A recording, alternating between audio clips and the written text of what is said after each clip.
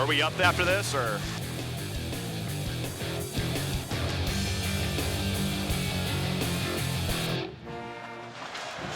Good afternoon and welcome inside the Fargo Dome. It is homecoming as North Dakota State, number 2 in the country, gets set to take on number 10 Northern Iowa in a clash of Missouri Valley Conference heavyweights. Hello everyone, Brian Shaw and Lee Timmerman with you. Beth Hool on the sidelines for what promises to be a violent football game today here in Fargo.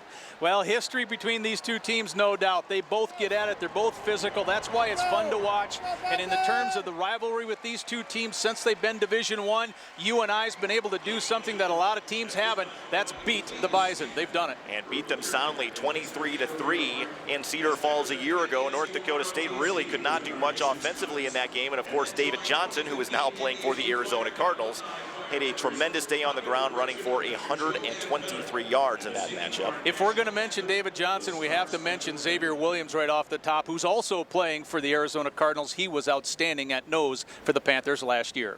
Here's the national anthem. We'll pause for a moment here.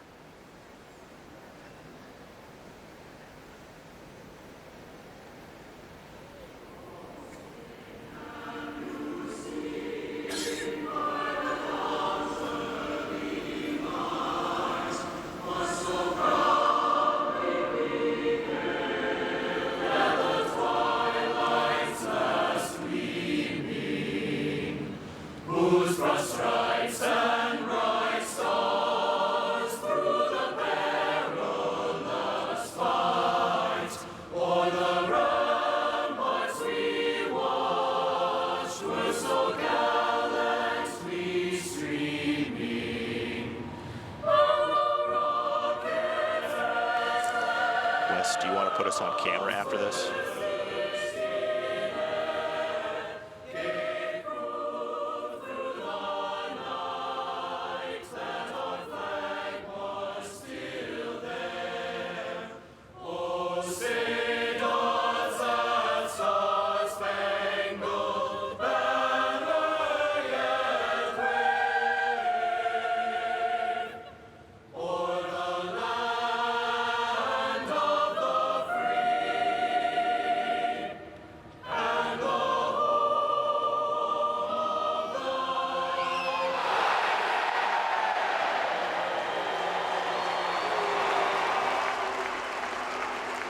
They're loud, they're proud, they're ready to get things going here at the Fargo Dome today. A sold-out crowd of nearly 19,000 now greeting the visitors with a few boos as Northern Iowa takes the field. And again, LT, we've seen some classic matchups between these two teams over the years. And I know you talk about rivalries, and that term is thrown around a lot. Certainly South Dakota State falls into that category. But there's something different when these two teams go at the field, because there's some connections between the coaching staffs, and certainly there's who wants to be the top dog in this league. It kind of starts with these two teams. And it will start back when NDSU came into the league. Mark Farley was a pretty vocal opponent of letting NDSU come in. And NDSU since then has kind of taken over what the Panthers had.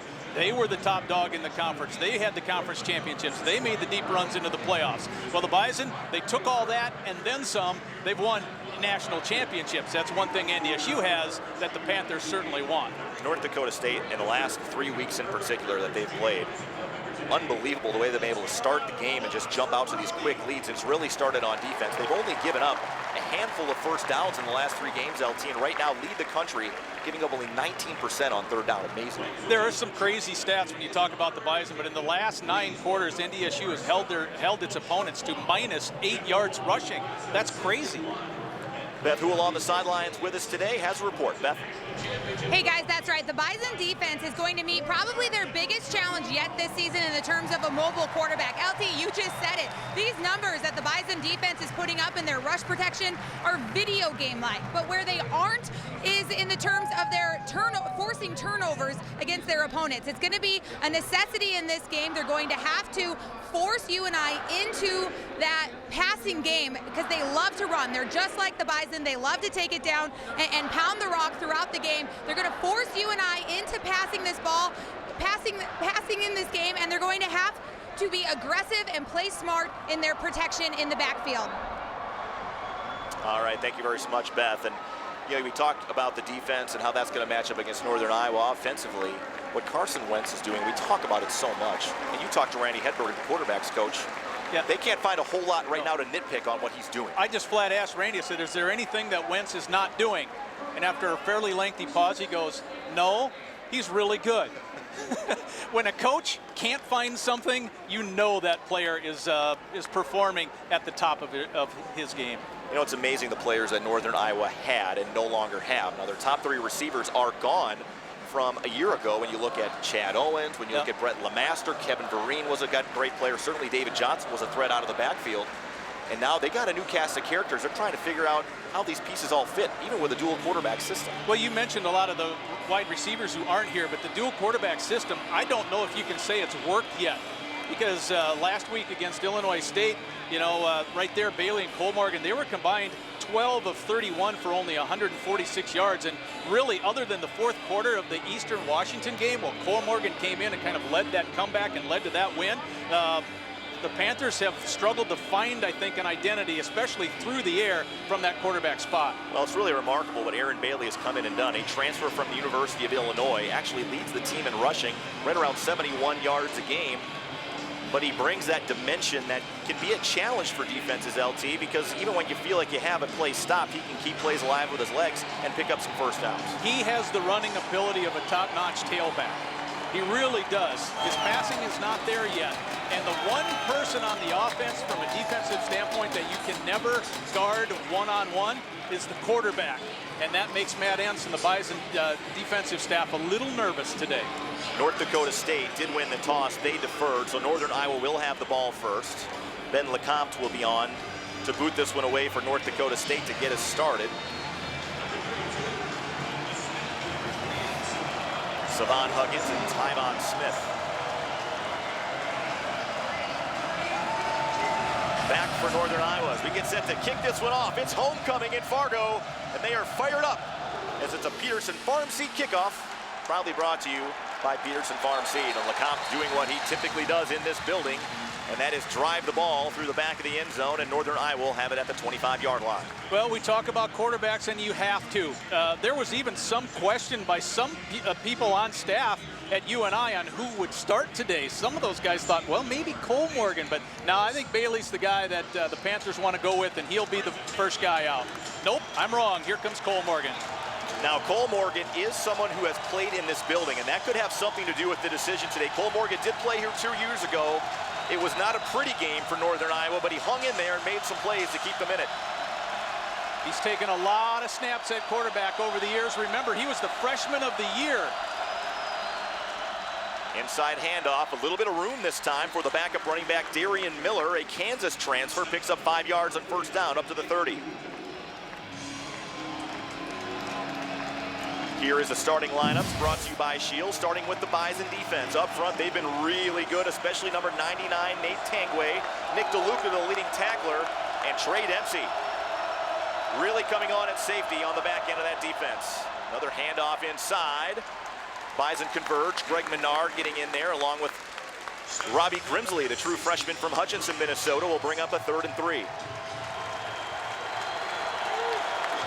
Here is the Shields starting lineup for that UNI offense. And again, we thought it was Bailey. It's Cole Morgan. We thought it might be Tivis Smith. It's actually Darian Miller out there, so a lot of interchangeable parts. The offensive line is very young. Cal Twait at left tackle is a true freshman starting for Northern Iowa.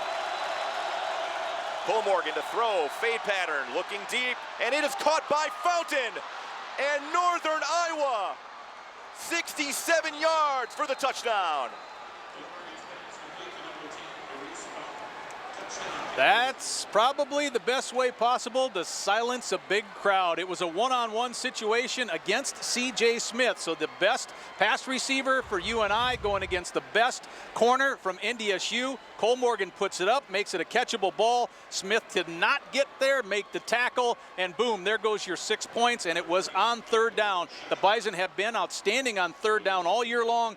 Not that play. That one belongs to the Panthers. Huge play. Nice toss there by Sawyer Cole Morgan, who had time to throw it. Just the 2nd touchdown pass of the season for Cole Morgan, and the 2nd receiving touchdown for Fountain. Schmadeke adds the extra point, and Northern Iowa, a quick start, just 1:09 into the game. Well, obviously it's important to always get a lead, but I guess in my own mind, Brian, coming into this game, I was thinking that UNI had to find a way to score 28 points. Because the Bison offense, even on its worst day so far this year, has gotten into that range. So in order to have a chance to win, I think you need 4 touchdowns if you're the team there in the white jerseys. And again, that's just the 4th touchdown now giving up in the last 13 quarters for North Dakota State. So Mark Farley has to be happy with what he's seen in his 15th year with this UNI program. Just 7 wins shy of the all-time record in school history. The nice thing about that touchdown pass, though, is you just see how it sounds weird, but it looked really soft and really catchable in the air. I mean, when that ball came down, it looked like Fountain, you know, he didn't have to make any adjustments to it. It was right where it needed to be. This will be a good shot of what I'm talking about. It just kind of floats right in the hands of Fountain, and then the sophomore who last year, as Brian mentioned off the top, played second fiddle to a lot of those seniors, but he has emerged. He is the guy to get it done outside this year. Far and away the top receiver for Northern Iowa, 20 receptions on the season. The next closest has 9, and that's Charles Brown, who's a converted secondary member. Came in as a safety / corner.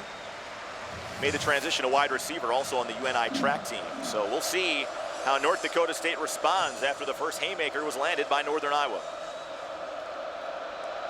Another Peterson Farm Seed kickoff. Kick off your planning season with Peterson Farm Seed. This one taken at the 3 to the 20. Good lane to room. And that is a nice return out to the 35-yard line by the true freshman Bruce Anderson. And the Bison in good starting field position here on their first drive.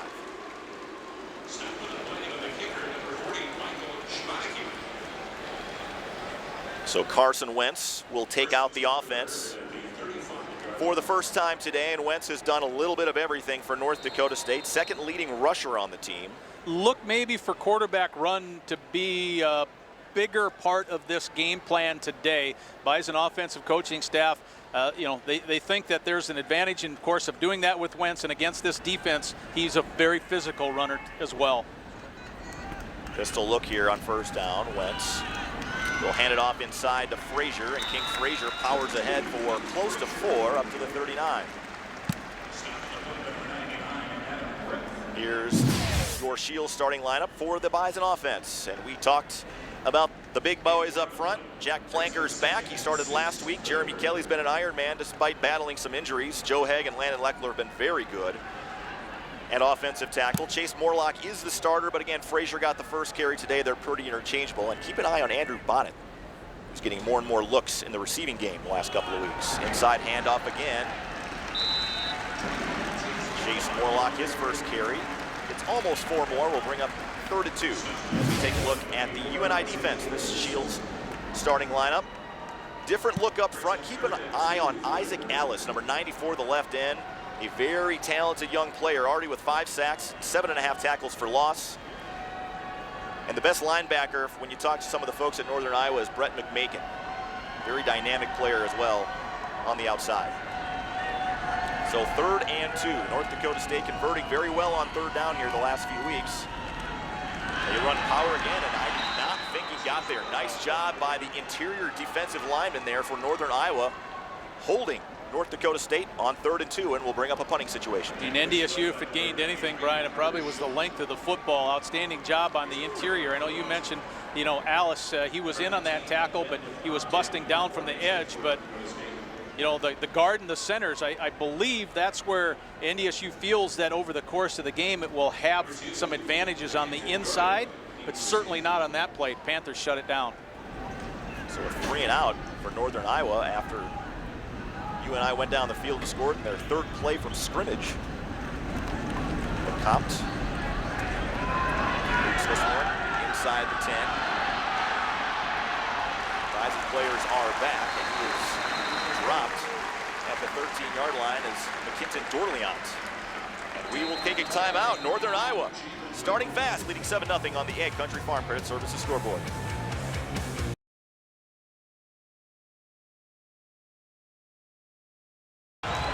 Fountain makes the block, the key block on the outside. Number 10, right there. Fountain gets G. Tucker pinned inside and allows the play to come around to the wing. Smith, this time up the middle, picks up close to 3. Excuse me, Savon Huggins on that carry. So we've already seen 4 different players get carries pretty much in this game for Northern Iowa. Damian Miller, Titus Smith, Savon Huggins, and Michael Malloy. You know, you talk about quarterbacks and the reason that Cole Morgan may be in here. You got to remember that this is a new offense with a new offensive coordinator, new tight ends coach. All of that stuff is new, put in the spring. Well, Cole Morgan was there in the spring. Bailey was not. Play action. Cole Morgan wants to go deep again, and this time overshooting his target. And that was Fountain again, who was in single coverage with C.J. Smith. So Northern Iowa not afraid to take some chances here deep in the early going. Well, if you're going to pass downfield, what do you need? You need time. And we talked a little bit about the offensive line for UNI and how it's been a question mark and it's been inconsistent. But so far in the first 2 series, including that last play, that line has given Cole Morgan the time to get the deep vertical. Bison bringing pressure. Cole Morgan throws again. And Jalen Allison, the redshirt freshman from Papillion, Nebraska, right there, step for step, breaks it up, and that will bring up a punting situation for Northern Iowa. That was the most uncomfortable that Cole Morgan has been. Here's an ISO on the outside. Allison, they're playing nickel, so that brings Allison in. It's a one-on-one on the outside, but Cole Morgan was getting a little bit of pressure. The Bison brought some heat. They did a very good job of doing that against South Dakota State as well last week, and that time it came from the wide side. Cole Morgan looked near side, the short side, just to get rid of it. He got popped pretty good on that play. Brandon Smith, the intended target there, actually a transfer from the North Dakota State College of Science. Eric Perkins from his own 20, another good room to run here for Eric Perkins, and the Bison doing a nice job on special teams, creating seams for their runners. And the Bison will start at the 40-yard line. 10:35 to go here in the first quarter. UNI leads at 7-0. North Dakota State getting set to take their second possession from their own 40-yard line. 3 receivers in this set. Carson Wentz yet to attempt to pass.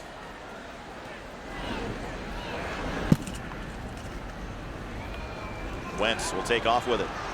Across the 40, lowers his shoulder, and gets to about the 45-yard line. Taken down by the safety, Joe Feldspaw. Well, the Bison felt that UNI is a team that kind of takes its defense and puts a lot of its faster, more athletic players to the wide side, which coaches call the field. So that means NDSU conversely feels that it can attack the boundary, which is the short side. After the fake, where did Wentz run? He ran to the short side. So see if that's a theme that plays itself out today. Bison think they have an advantage and now unbalanced to the boundary side. When you flip the tight end. Wentz to throw, pressure comes, and Wentz can't step out of it, and eventually taken down by Brett McMakin for a loss of 1. So that'll go down probably. I don't know if that's a sack or not. Does that go down as a sack because he bounced, or is he tried to get upfield? I think it is a sack, only because he lost yardage. That was clearly a passing situation for North Dakota State, and Northern Iowa right now doing a nice job on the defensive line. Coming into today, NDSU has only allowed 6 sacks, and 4 of those, you remember, were against UND that brought all that blitz. So, you know, other than that, in those other games, that's only the 3rd time that NDSU has been sacked other than that UND game.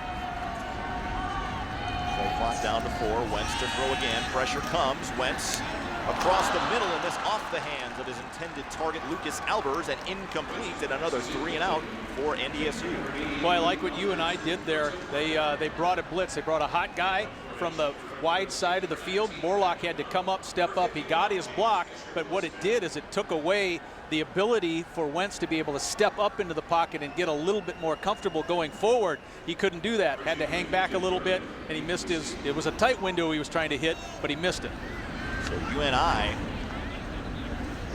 2 3 and outs to start defensively as Ben LeCompte is on to boot this one away. It bounces at about the 12-yard line and takes a hop to about the 10 and eventually down by Nick DeLuca. And that's where Northern Iowa will have it when we come back. It's 7-0 on the Egg Country Farm Credit Services scoreboard.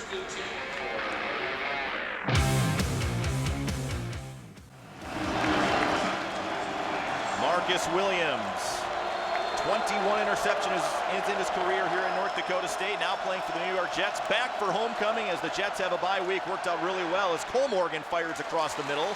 And this one incomplete, and Cole Morgan took a shot from Brian Schatz. Braden Lehman, the intended target, will bring up 2nd and 10. Boy, I like what that play did. It was designed to have a whole bunch of movement in the backfield. Here's your Bobcat game recap. Quick strike UNI score just a minute 9 into the game on a 67-yard touchdown reception by Fountain. The other thing that last play did too is it really put the pressure on Trey Dempsey, the safety. They try to get him in conflict. Pressure comes again. This one dropped off and incomplete. Malloy, again, the intended target, will bring up 3rd and long. MJ Stump in on that coverage. Nodak Mutual Insurance replay.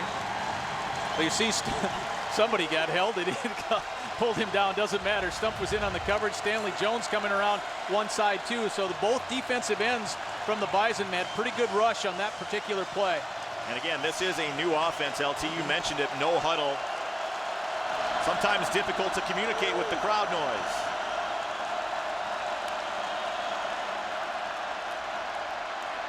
Cole Morgan under pressure, steps out of it, flag comes in, and he is eventually taken down by Nick DeLuca, 2 yards short of a first down. When the pocket started to collapse on Cole Morgan, that's when the flag came, and it will come to your left. Look on the left part of your screen. You see Stanley Jones. He gets just torn down. I mean, both hands ripped his shoulders through and down. Offense number 75. That penalty's been declined. Result of the play is 4th down. So the Bison will decline to make it 4th down, but that's where the hold came. The hold came from, I should say. And that's on Cal Twait. Again, that true freshman, first offensive lineman that has started as a true freshman in 21 years, LT. Yeah, since 1984. Yeah. Northern Iowa certainly had their share of good linemen. Interestingly enough, Twait was actually on the NDSU campus the week before signing day, and that was between Northern Iowa and NDSU, and certainly from the state of Iowa decided to stay with the Panthers.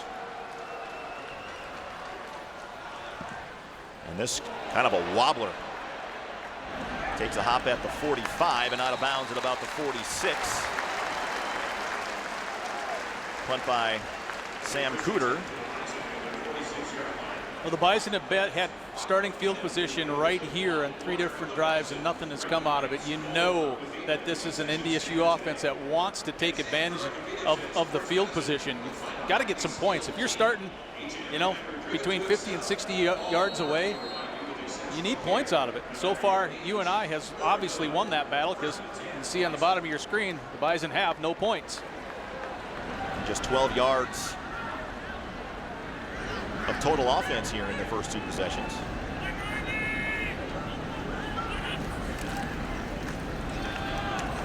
Run to the outside. Frazier, good room that time. Nice sealed block on the edge. And Frazier picks up close to 8. Well, this is exactly what we're talking about on the Nodak Mutual Insurance replay, how NDSU feels it can attack the boundary, the short side.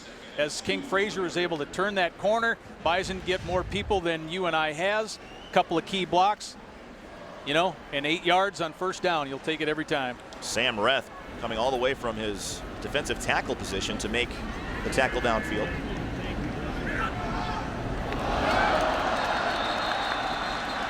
Looked like somebody jumped. Might have been Wyatt Pfeiffer. Yeah, and that made Haig move, and then Haig points, and Pfeiffer said, yeah, I think I got in there. Offside. Defense number 78. That penalty's 5 yards and results in a first down. Penalties have been an issue for Northern Iowa. They had a bunch of them last week against Illinois State and really hurt them. Yeah, if you watched the post-game comments from Coach Farley last week, I mean, he laid it right out on the line. He felt that the reason that directly off of penalties that Illinois State scored 21 points because of mistakes made in the penalties by the Panther defense.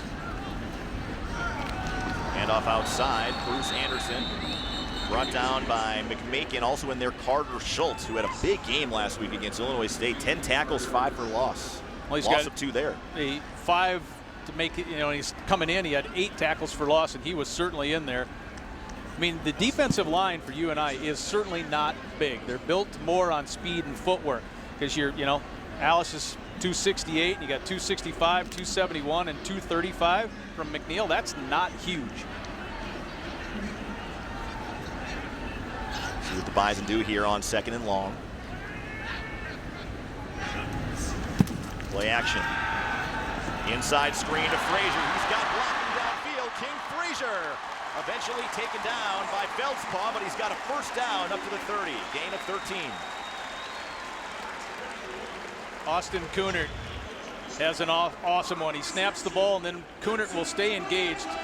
You'll pick it up right there in the middle of your screen. That is a pancake. He just flattened his man. No one else on the inside able to pick up that first down. That's been a play that, if you've watched Bison football the last handful of years, we know that it has worked and worked well. Official timeout for an injury. It looks like someone is hurt over on the far sideline here for Northern Iowa. He is huddled by the training staff, not quite sure who to see, what the number is. You can see top of your screen, there's a couple of trainers kneeling around. There's a player on the sideline right at about the 28-yard line or so.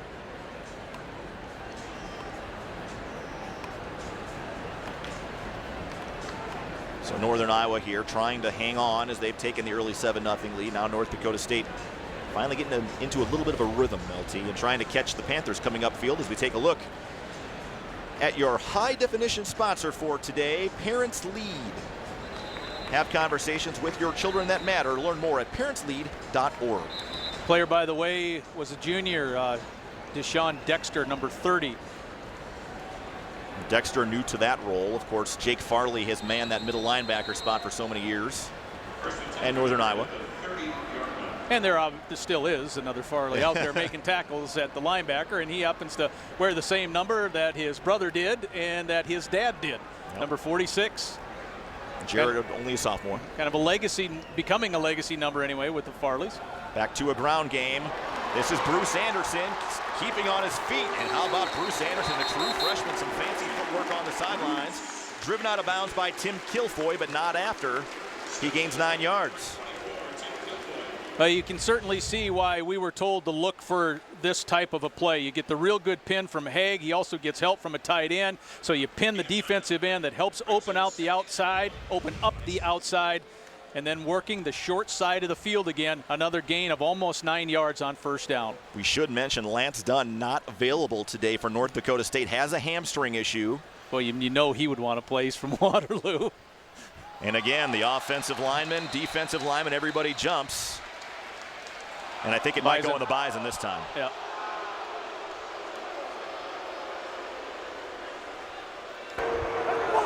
Prior to the snap, false start. Offense number 59. 5-yard penalty, 2nd down. Tell you, if you can get Joe Haig, because of some of the things you may be doing as a defensive line, if you can get that guy to make a mistake, you've done something, because he just doesn't do it very often. Twice he's been the offensive lineman of the week, and he's one of the best in FCS in the country, flat out. I mean, the NFL comes here to look at Wentz, yes, but they're also looking at Joe Haig. So the Bison now in a 2nd and 6 from the 26. Wentz time to throw again, fires down the middle into double coverage. And that one is batted away. Nice job defensively by McKinton Dorleon, the transfer from Maryland, who came in to knock that one away from Bruce Anderson. Well, the Panthers kept 6 in the box and did not bring any blitz pressure. So Wentz had some time to try to find the seam, tries to just squeeze it right in there, but Dorleon is able, he's trying to play in a deep third on that far side. He's able to read the ball, read the quarterback, and beat the ball to the spot. NDSU right around 50% on 3rd down this season.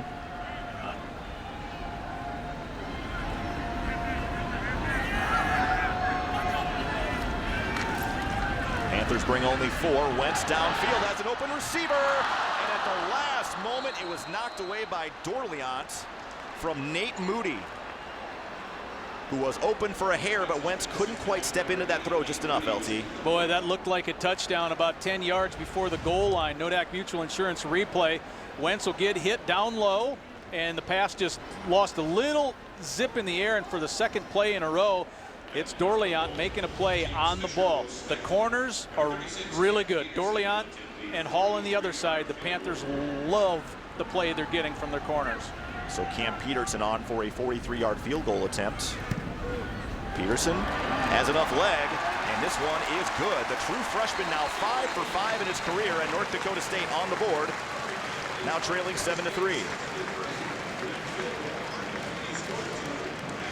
And Peterson has really been a pleasant surprise, LT. They weren't exactly sure how the kicking situation was going to work. It started with Ben LeCompte, who's the punter, but they've really found something now in Peterson, who's been rock solid. Yeah, LeCompte certainly has the leg for it, but he just, when you don't do it for as long as he did, you don't have the timing. The other thing you got to remember about that too, Brian, and let everybody know, is LeCompte was the holder.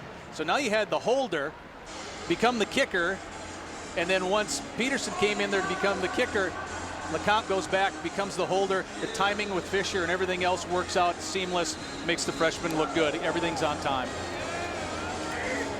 Certainly not the touchdown that the Bison covet, but at least his points. They did move the ball about, what, 34 yards to get into field goal range. Well, we saw on that drive I guess either way you want to look at it, the power of the penalty. The Bison were rolling along until the false start. It becomes, instead of second and short, second and a little bit longer, then it becomes third down. Wentz can't quite get the pass where he wants to Anderson, and now you're kicking a field goal. Or the shot to Moody, I guess, either.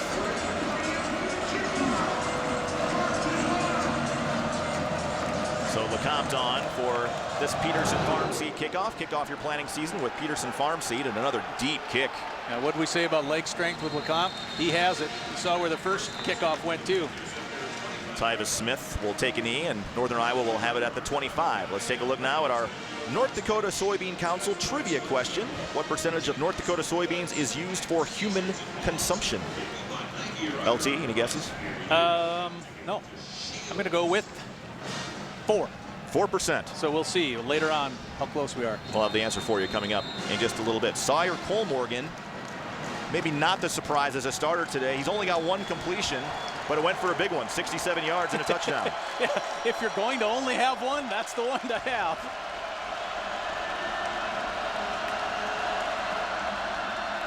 Huggins gets the carry this time, a transfer from Rutgers, held up initially on the play by Jordan Champion and then finished off by Chris Board, I believe, on the tackle. You know, the Panthers, we talked about wanting maybe one of these 2 quarterbacks emerge. I think they're kind of in the same boat with the running backs. I mean, you mentioned how many of them we've had carry the ball already here today with Smith and Miller and now Huggins in there, but no one really has been the go-to guy in that department yet for UNI either. Huggins transferred here with 2 of his former high school teammates. They were playing at West Virginia, Rutgers, and there's Huggins again. Nope. Oh, no, excuse me, Colmorgan. Great keeper. Colmorgan showing off the athleticism. And how about Sawyer Colmorgan, not known for his running, but gallops all the way to the 32-yard line, taken down by Robbie Grimsley. Well, Brian, the fact that he's not known for his running may have helped spring him there, because you sell out on the fake, and it was a great fake. He gets the block. You see how the Bison got their heads caught. Ambrosius wasn't looking in the right spot. Boom, a big gainer. So Colmorgan back to pass across the middle, and that one is broken up as a flag comes in at the last minute. Robbie Grimsley in on the coverage. Braden Lehman was the intended target. Well, Lehman's certainly a big target. He's a big man running down the field, and Grimsley tried to time it right, and I thought he was there just a little bit early, and obviously the back judge did too. He's there early. That's a good flag. So that will move UNI even closer. 2 fouls on the play, 1 on each team. Holding, offense number 69. Pass interference, defense number 35. Those penalties offset. Replay first down. Well, we didn't pick up on the hold, but when you've got a 6'7", almost 275-pound guy running down the middle, and Grimsley, the freshman, knows that if I'm going to dislodge this ball, I have to hit this big man, and I have to hit him hard. He was just there a little bit early. So the hold goes on Trevor Hansen, and we'll do it all over again here on 1st and 10. Tell you though, UNI's been really doing some nice stuff on offense. They are being aggressive. They're taking shots and already some big plays. Colmorgan again will throw down the far sideline for C.J. Smith. And is it intercepted? I think so. Yep, he got it.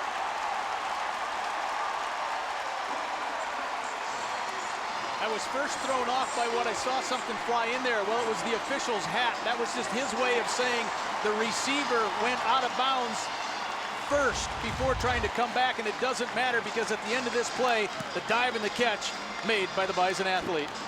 C.J. Smith coming up with the interception. Again, singled up. Rolling on the field is an interception. First down, North Dakota State. They may take a look at this to make sure Smith wasn't out of bounds before making the pick.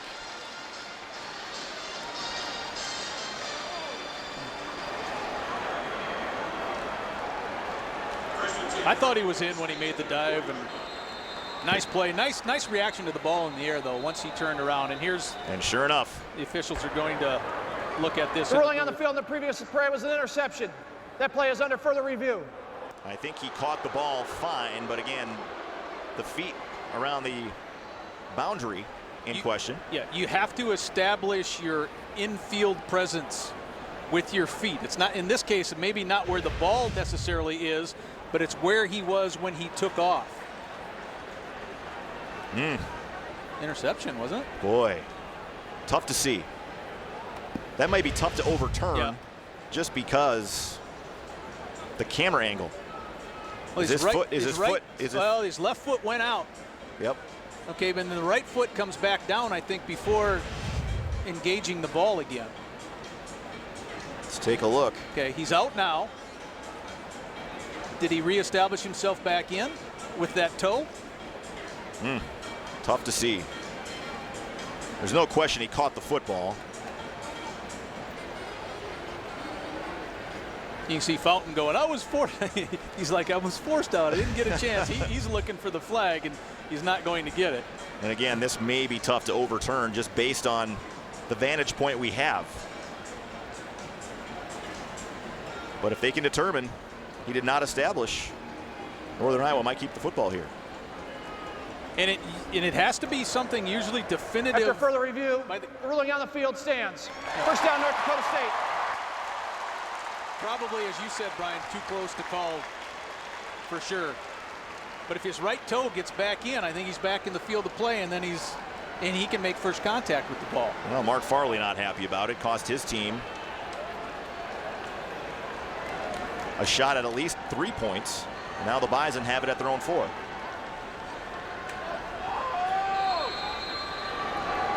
Just under 4 minutes to go here in the first quarter.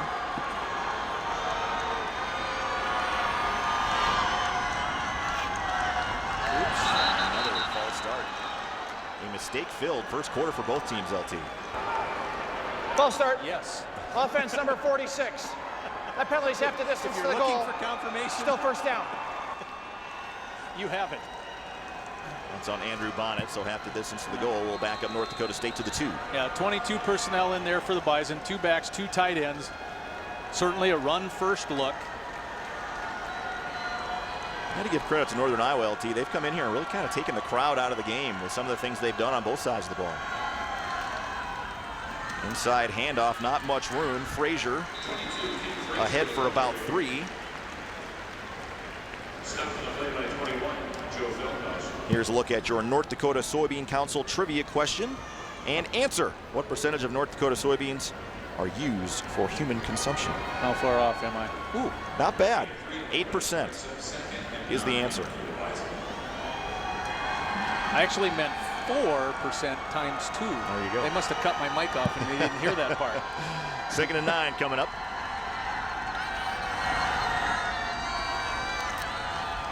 Inside handoff again. Not a whole lot of room to maneuver. Up to about the 7-yard line, Chase Morlock. Well, I think that was Farley that just kind of heaves himself right in the middle. Check out number 46 coming from the middle. Right here. Here he is, 46. Yeah, Farley just kind of takes the lead block away, and once you do, you disrupt the play. Jared Farley, playing as a true freshman last year. Leading the team in tackles coming into this game as well. So 3rd and long here for the Bison, 3rd and 7. Wentz will step up and try to step out of a couple tackles. Trying to get away, but he's still on his feet. Carson Wentz is not going to have a first down, but I don't think they marked him down at the 5-yard line. And instead he's going to be about a yard short up at the 13. Boy, McMakin goes, I spun him all the way down, but not all the way to the ground. But this still, Brian, there's a 4 rush. Panthers only rushed 4, and Wentz was not able to get, anything downfield. So you got to like that 4 front pressure. Spinning away from one of the defensive line, Schultz. And yeah, he doesn't go down. Yeah, he didn't. His knee was actually on the defender. So still a 3 and out. So Northern Iowa holds again. Cops. Nice high, deep punt. Fair catch called for at the 33 and taken by McKinton Dorleans. Well, the defense that showed up today for UNI is not the same one that played last week. I completely agree. By the way, that was about a 52-yard punt for Ben LeCompte. Yeah, Illinois State really came out gunning at home last week, and before you knew it, they were up a couple of touchdowns, and Northern Iowa was playing catch-up mode the whole game. Different story here today. Yeah, I was impressed by the way the Redbirds were able to move that defensive line. The Bison so far today have not been able to do that with any consistency. Cole Morgan has been the quarterback exclusively here, and this time he'll hand it off. Not much room this time. Loss of 2. This time it was Darian Miller on the carry. As we take a look at our new seed fan cam, a lot of these folks have been up early. ESPN Sports Center on the road was here from 6 to 8 a.m. And there's a couple of former Bison that we caught a look at. David Johnson, remember him? Or David Earl, excuse me. Played cornerback here. But on that last play, just see how Ambrosius stayed. He kept his eyes where he wanted to on that long run by Cole Morgan. Ambrosius didn't. Sweep to the outside. Nice open field tackle by Trey Dempsey on Michael Malloy. No gain. We'll bring up 3rd and 11. Nodak Mutual Insurance replay. G. Tucker makes this belly a little bit further. You see Fountain trying to make that same block he had success with earlier, number 10. But then G. Tucker is able to make that play, not cut up where the runner wants to. He has to go about another 5 steps before doing that, and then the pursuit was able to get there. UNI has not been shy about taking shots downfield here on 3rd and long. Cole Morgan under pressure, and down he goes. Greg Menard, his 4th sack of the season.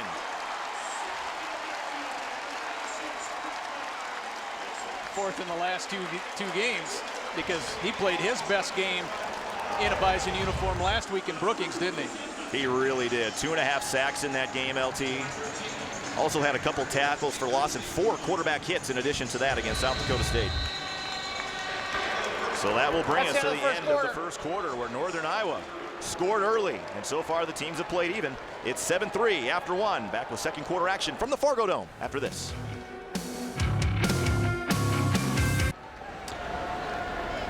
Sam Cooter back for his 3rd punt of the day.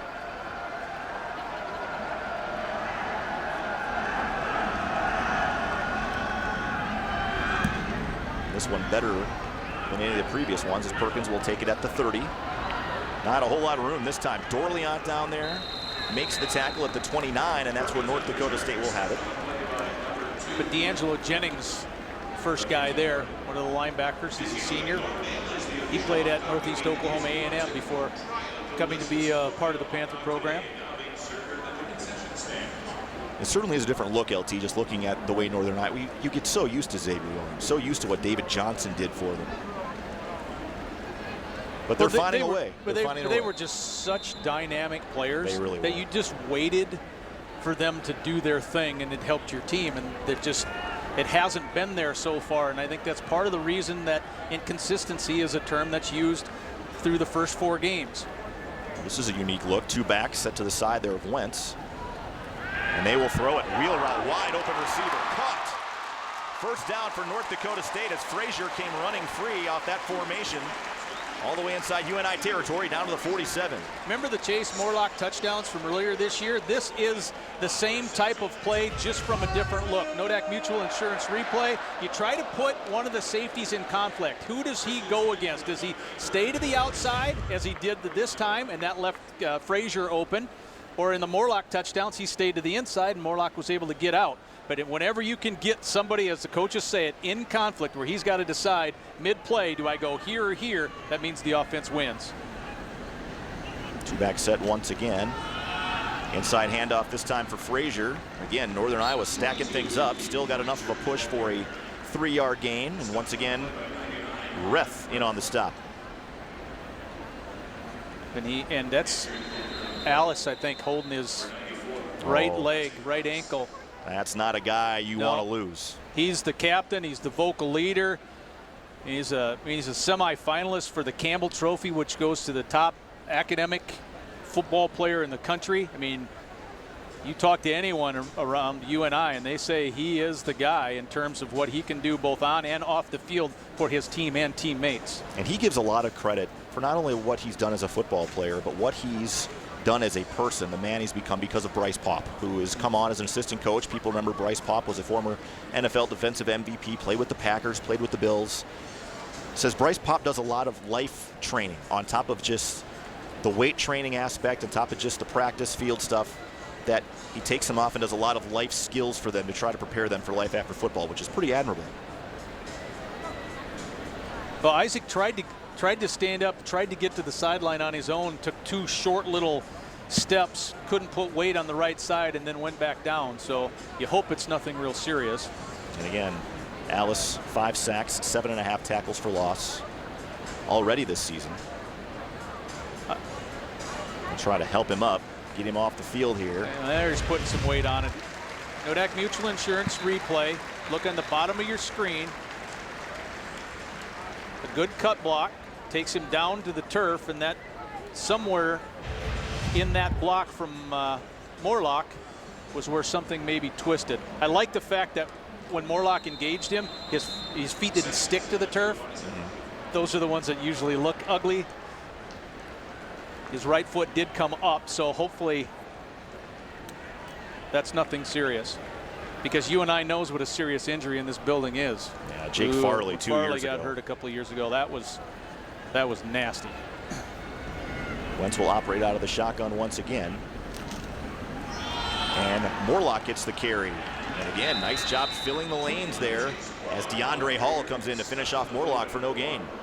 McMakin is the first guy there. He's had a ton of tackles this year. He had 15 tackles in the Cal Poly game. Number 49 is the guy who squirts through there first. He gets first contact on Morlock, and then Hall coming in from his corner spot. Hall's playing too. I guess we haven't mentioned it yet. He's got a broken hand. And he still has had interceptions this year and all that. He's playing with that broken hand. He broke the hand against Eastern Washington. It's his right hand. It's all taped up. Top of the screen right there. Number 1. Looks like another false start penalty as Northern Iowa was jumping around inside the gaps. False start. Offense number 75. Snap infraction. That's 5-yard penalty. 3rd down. And that is the center, Austin Kunert. So now it makes a 3rd and 7, now 3rd and 12. Those are types of things that you expect the opposing team to have happen to them in this building. We just haven't seen the Bison do a lot of that.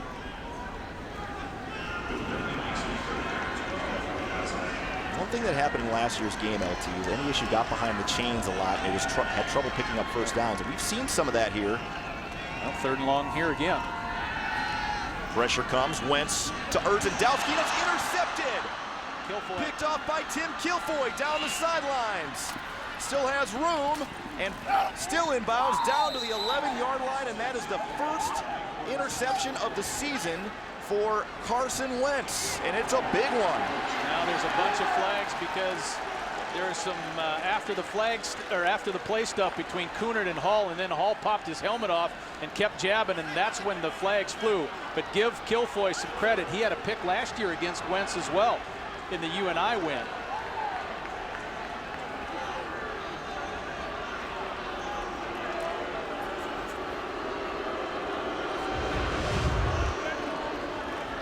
Wentz trying to find Urtendowski. Kilfoy undercut that thing. Not much arch on that throw either, too. Wentz really tried to zip it in there on a line, tried to get it over the shoulder After of the play Dexter. is over, unsportsmanlike conduct. Return team number 1 taking his helmet off on the field of play. That penalty is 15 yards. First down. That's So number 1's UNI will first keep the football, unsportsmanlike obviously, but conduct instead foul. of having it at the 21, they will have it at the 26. Yeah, obviously. At the 11, excuse me. There you heard him say the mistake Hall made. I mean, it was not the talking part. He popped his hat off, and then he kept jabbering, and there's where the flag happened. There's a look at Tim Kilfoy. NFL likes this guy. Yeah, They he's a like good player. they like the potential that he has at that safety position at the next level. He is going to get some looks. 6'1", 215. Well, he's a preseason All-American and really made a nice break on that ball.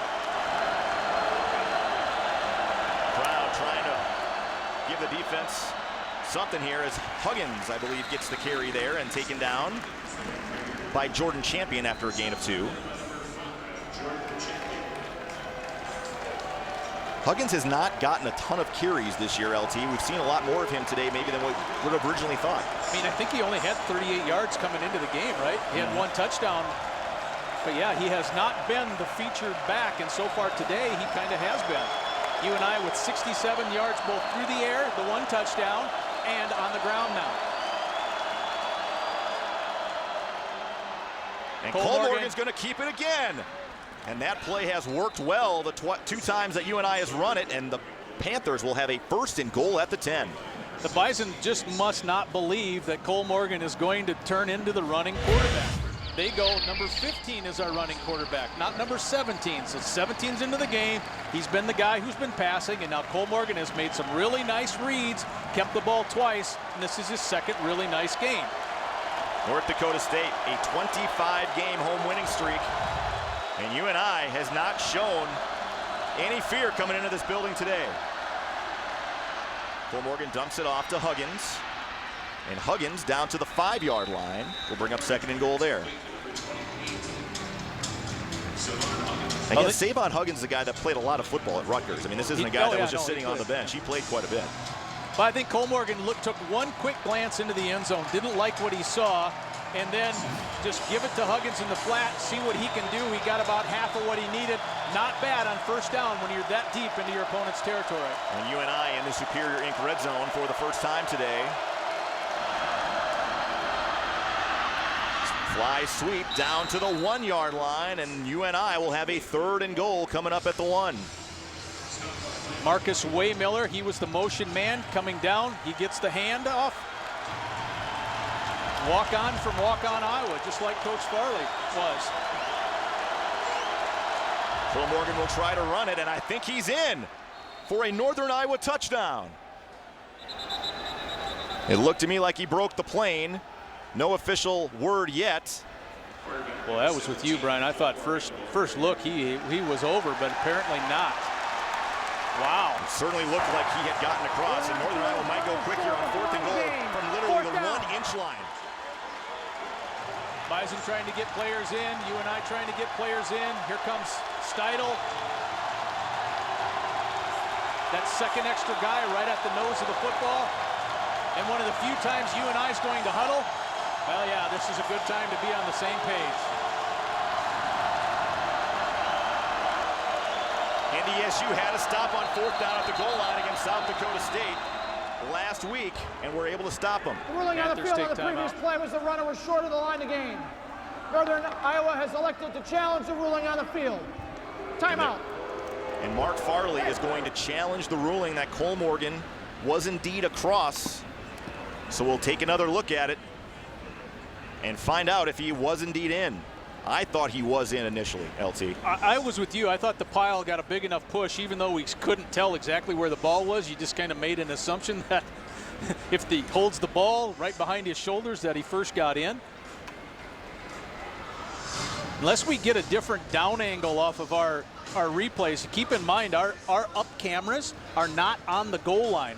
They're sitting closer to the middle of the field where we are, so you're not going to get the exact down the line. There's Cole Morgan, 17. Stump is in there. He's pulling on him. DeLuca was also trying to keep him out. Here's another look at it. Nodak Mutual Insurance replay. Cole Morgan, a big guy. stumps around his waist. Again, here comes DeLuca. It's hard to tell. His head certainly is in there. We can't tell where the football is.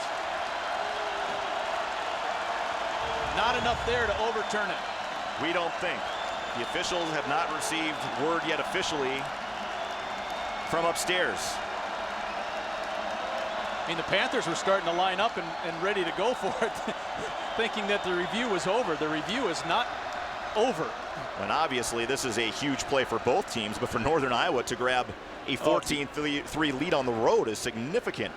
This is a big call from upstairs. There's a look at Chris Kleiman, a former Northern Iowa Panther himself. Family still lives down in Cedar Falls area. The ruling on the field after further review stands as called. It'll be 4th down. Northern Iowa is charged with timeout. They are no longer able to challenge the play does stand as called. And that is the one challenge that Northern Iowa gets in the game, so they will have no more challenges today. And again, they do review almost everything upstairs. But Mark Farley really wanted to make sure that that ball had not crossed the plane. And now giving explanation to the long-term time head coach.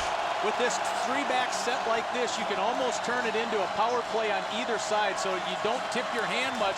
If you're going to hand it off to the I-back, who is Malloy right now, who's a transfer from Iowa, who has a couple of touchdowns this year.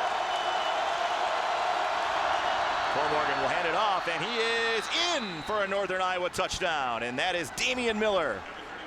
Or excuse me, it is Malloy. Malloy, 31. So Malloy over the top from the 1-inch line, and Northern Iowa has quieted the crowd here in Fargo.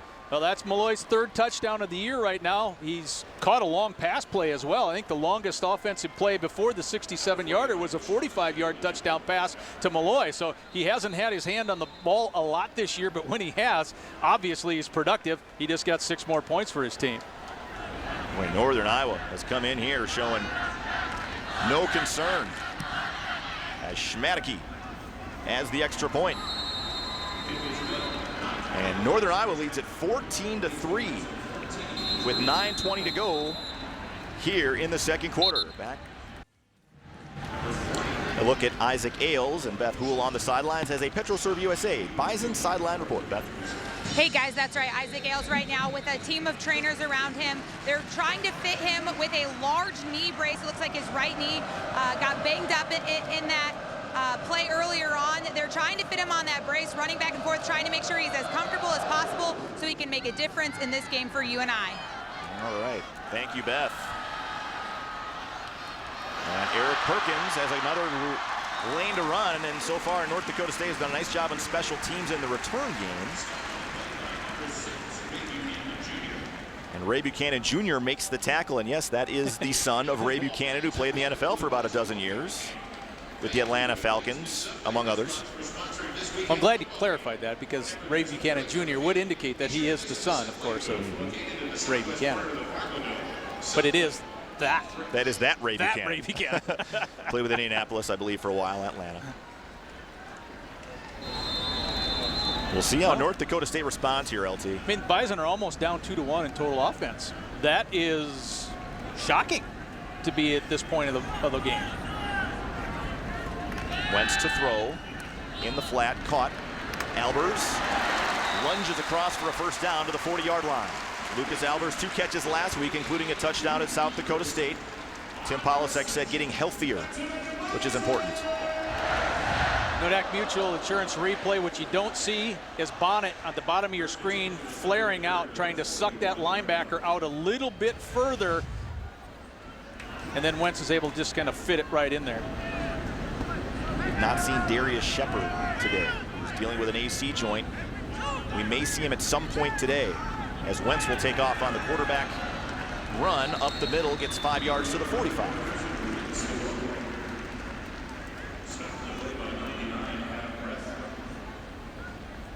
Reth was in mostly on that tackle, but it seems like whenever you're seeing the football, just tell me when. Dexter, number 30, has been around it so far in this first half. Right. And Reth has been pretty active.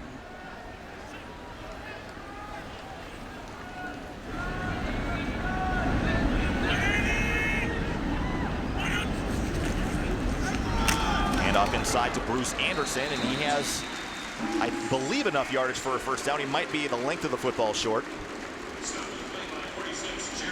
Yeah, he's going to be just a hair short. Stay with us. Coming up after the game for the American Family Insurance Hit of the Game, Ken Kraft Agency, bringing that to you today. So stay tuned for that. We've had a lot of licks already. I'm sure we'll see a few more here in the next 2.5 quarters. Well, Vrak comes off the field, so you know this will be a really power look here, running look from NDSU. On it now, motions into the backfield, and they will run power to Frazier. Boy, it's going to be close, and I don't think he got there. No gain. First spot, no. From where we are up a little bit higher, you kind of just judge from each of the linesmen on either side of the field, and neither of them indicated that he certainly got enough. I like the call to go for it. A bit of a gamble. You got to do something, though, at this point. No touchdowns yet, only 3 points. And Carson Wentz does get it.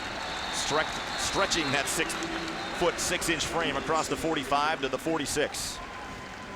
There you see Wentz having to straighten out his helmet once again, but yeah, it's tough to take and bend a guy that big and that strong to keep the ball back from going. He only needed a foot, he got about 2.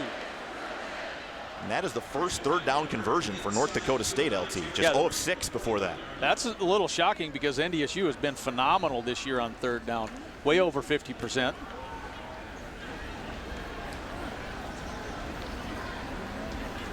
Down to 6:40 to go here in the first half.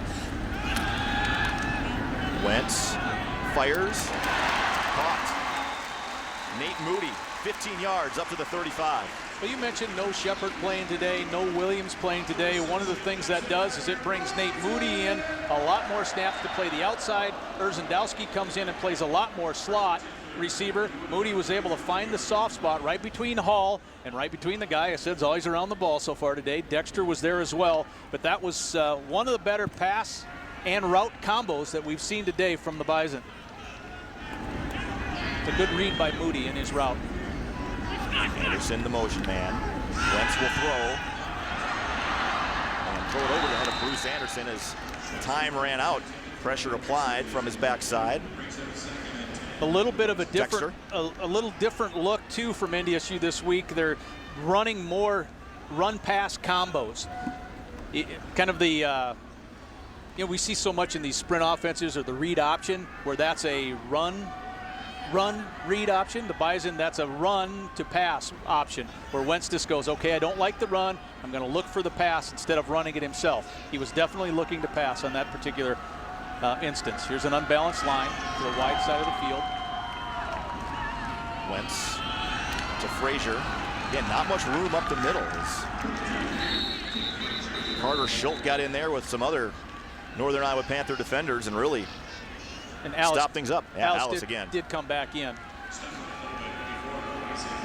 This high-definition sponsor, Speak Volumes, where one drink isn't always just one drink. Log on to speakvolumes.nd.org for more information. To this point of the game, you have to give credit where it's due, and it's due inside for the UNI defense. I did not think, judging on what we saw last week, that the Panthers would be able to keep the push or the shove from the Bison offensive line like they have.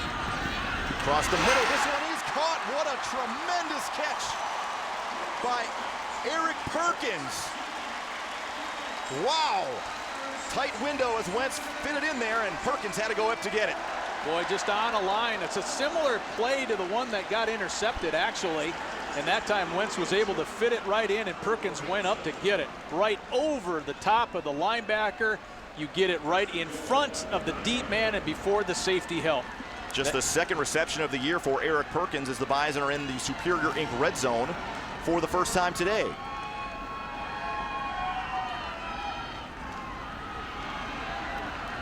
Chase Morlock fumbled. Lost the football. Wentz was right there. I don't know if Morlock got it back or Wentz did.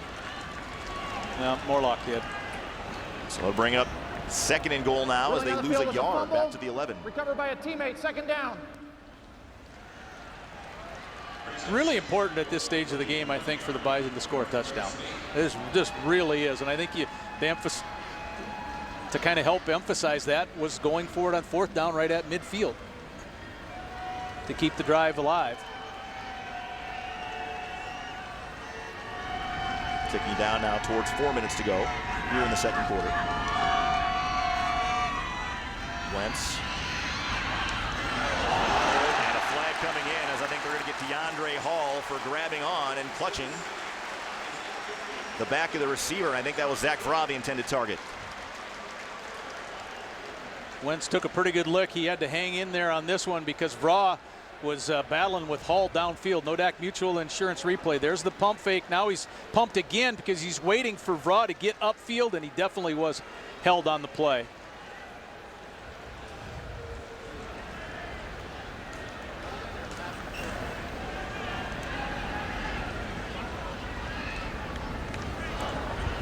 Pass interference. Defense number 1. Ball be placed at the 2-yard line at the spot of the foul. Automatic first down.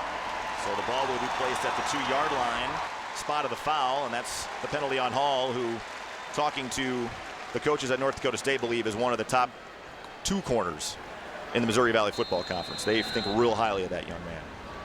I think the difference there between, which I thought was first a hold and pass interference, because pass interference moves it to the 2. If it's a hold, it would have been a half the distance penalty, right? Correct. So the Bison gain probably 3 yards on that play, on that particular call.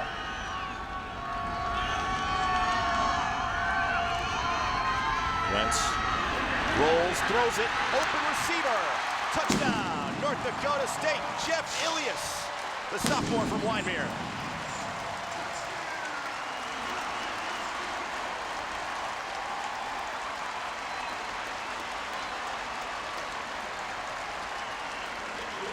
Again, so important, I think, for NDSU and the people in the building that drive ended with a touchdown. Nodak Mutual Insurance replay. Wentz is able to roll out, have plenty of time. Ilas was not pressured at all. All he had to do was catch the thing, and he knew he'd be in. Peterson will look to add the extra point here. And is able to do so. So the Bison answer back. Falling down by 11. Trim the lead to just 4 here with 3:53 to go in the first half. Boy, nothing has come easy on either side of the ball for NDSU today, and we didn't expect it to, yeah, LT, and it certainly hasn't. No, did we expect it? No. Yeah, Kilfoy was just way too late to the read. 3:53 to go. 14-10 game. We got a good one cooking at the Fargo Dome. Back after this. Hey guys, welcome back. I'm here on the sideline joined by Marcus Williams. It's homecoming, and it's a homecoming for you. What's it mean for you to be able to come back and check out NDSU for this big UNI matchup? It's great. I mean, coming back here for homecoming and also against UNI, it's always a big game. It's always a competitive game, a close game, a hard-fought game. So, I mean, being here for this is awesome. You're in your second year in the NFL now with the New York Jets. Is there any more comfortability in that second year? Is there any more confidence you're feeling in this year? Yeah, a lot more confidence. I mean, the game just slowed down a lot more since last year. Learning the game more, and then also getting older guys like Darrell Reeves to come in there and help you out. It's been helping me out a lot. You have a new head coach this year, new coaches in the system. How is that going, adjusting for that, and what are you learning this year that's advancing your game even more? I mean, just learning why I'm doing things. I mean, since Coach Bowles came in, he's been helping me out a lot, and he's been hands-on with me. He played defensive back as well, so that's great. So, I mean, he's been helping me out. He's been teaching me as much as I can. The whole coaching staff is great. We're trying to get better. We keep getting better every day. They're having great game plans for us. So, I mean, you never know. I mean, we're doing pretty well so far. We just got to keep it going. To make an impact in a game, you had that interception at the end of the game last week in London, nonetheless, against the Miami Dolphins. What's it like to be making an impact and living that dream?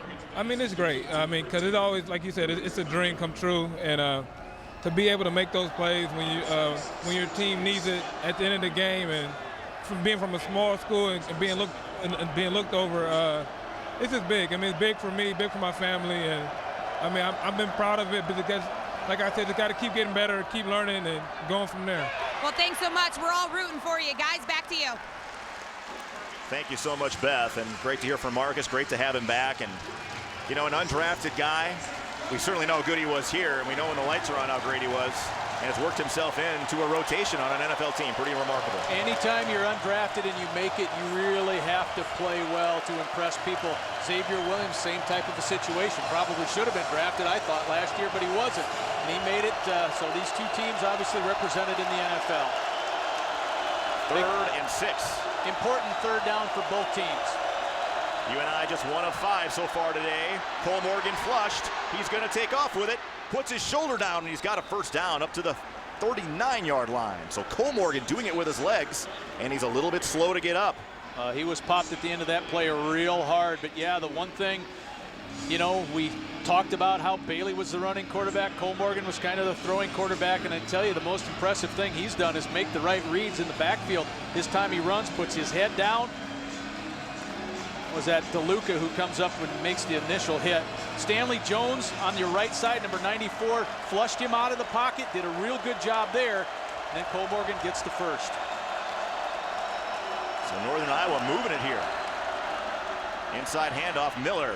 Not a whole lot of room that time. Swallowed up by Brad Ambrosius, among others, at the 38-yard line. Ryan Schatz also in there. You take a look at big number 61, another former walk-on.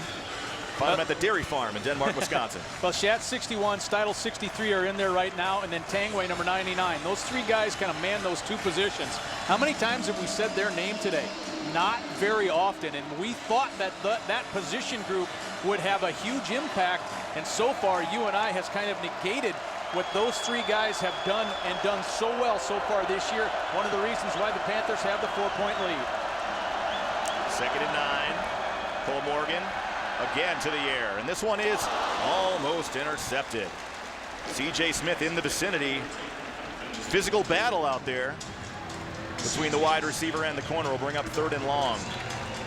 I thought this pass came off his hand the worst of all of them so far today. Here are some of your first half stats brought to you by the North Dakota Certified Seed Producers. We'll have more coming up at halftime as well, but as you can see, pretty even across the board, and certainly what UNI has been able to do in total yardage, in particular on the ground, has been impressive.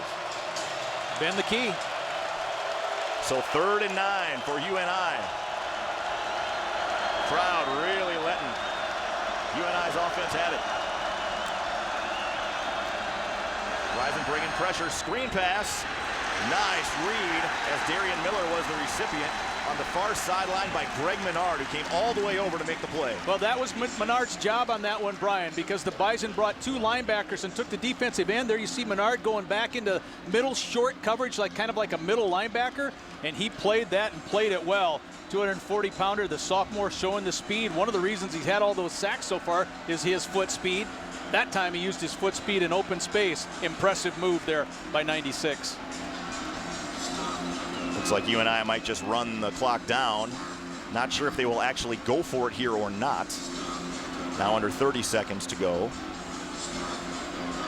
Well, if you're going to run it down, that would imply that you are certainly probably not going to go for it, are you? I don't know. Northern Iowa. That's their 2nd charge timeout of the half. I wouldn't think so. If you're It'll going to try to go 30-second for it on charge 4th, timeout. you would assume the reason you're going for it is you feel you're going to make it, and then you'd want as much time as possible still on that clock. Be a long field goal for Schmadeke, right around 53, 54 yards.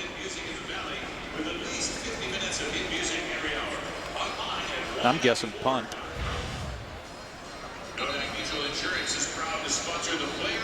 Northern Iowa, a couple of impressive drives, though, LT. They've really been moving the football. Almost 200 yards of total offense here in the first half against a defense that, frankly, has not been giving up a whole lot of yardage to anybody. But when we showed that last graphic with the total yards, you have to give credit to a little bit to the defense as well, because NDSU has not had those long, sustained type of drives.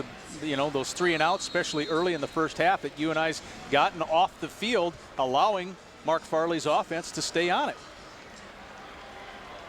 And Cole Morgan's coming on, so it appears that they are going for it, unless it's one of those quick punts. And Northern Iowa thinking we can do this. They'll leave the offense on the field here on 4th and 7. Yeah, Coach Kleiman will use a timeout. But if that's the case, I just don't know why you would run the play clock all the way down to 3. It'll be a 30-second charge timeout. Unless your thought process is we're just trying to get in a field goal range so we get the first down, spike the ball, or take another timeout, and we'll kick it. Well, I want as much time as I can have. Visit GateCityBank.com/mycard. Gate City Bank for a better way of life. Member FDIC. Again, neither team has been particularly good on third down. UNI just 2 of 7. North Dakota State just 1 of 7. Coach Farley has more wins than any other coach in the history of the Missouri Valley Football Conference. He's in his 15th year. Take a look at our Bobcats game recap. Yes, stalemate in total plays. 30 for each team. And again, we've seen North Dakota State rattle off 35-40 first half plays and then really wear teams down. And Northern Iowa's done a nice job staying on the field. Time of possession is with North Dakota State by almost 5 minutes. But UNI's done a nice job sustaining some drives. Cole Morgan almost fumbled the snap. Pressure coming. He's able to squirt free. And Cole Morgan will just step out of bounds. And then a flag comes in. 2 of them come in. I think they're going to get Tangway for making the tackle out on the white part. So it will be a first down via the penalty. Tangway was the one chasing Cole Morgan. He kept his eyes downfield hoping to find somebody. He knew if he ran it, he was going to be short. The penalty will give UNI the first down. And field goal range, too, for Schmadeke all the way down to the 20-yard line. After the play is over, personal foul. Late hit out of bounds, number 99. That penalty's 15 some costly yards. penalties on North Dakota State here in the first half. My goodness. So it'll be a full 15 added on to where the ball is spotted at the 35. Officials still talking about it. Here, now don't you still wish you had an extra 20 seconds on the clock? If the play was dead, we're going to go back 15 yards. It's first down, North Dakota State at the 20-yard line. Oh, because it's after the play, LT, it's actually NDSU football. Oh. So okay. North Dakota State will not at least give up a field goal attempt here because it was after the play. Oh, that's and an look at interesting, Farley, he that's is an in the face. Twist. Interesting twist on that call.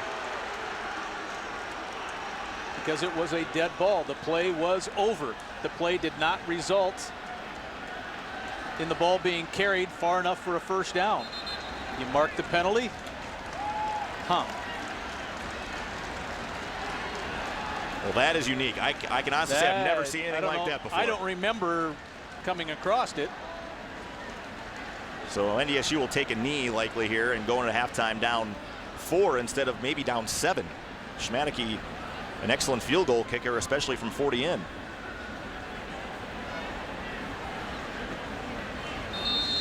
Always something fun and different, a little unique twist when these two teams play, isn't it? Oh boy. So that will do it as Wentz takes a knee.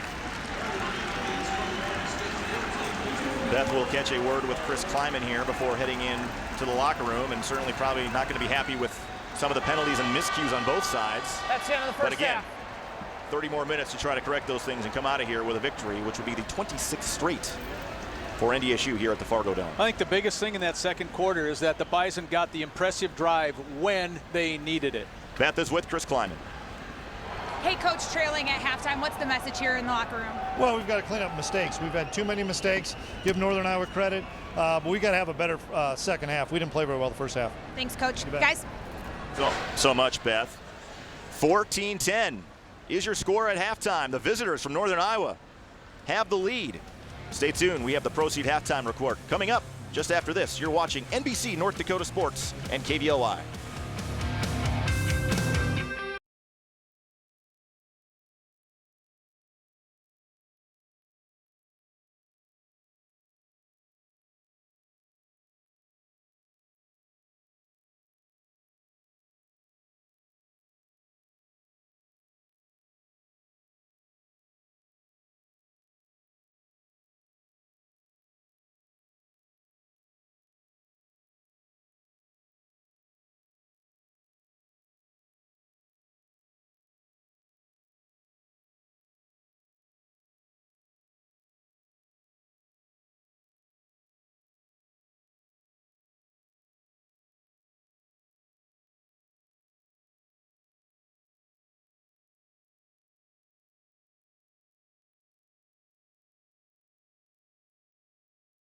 Thanks so much for joining us, Coach. Guys, back to you.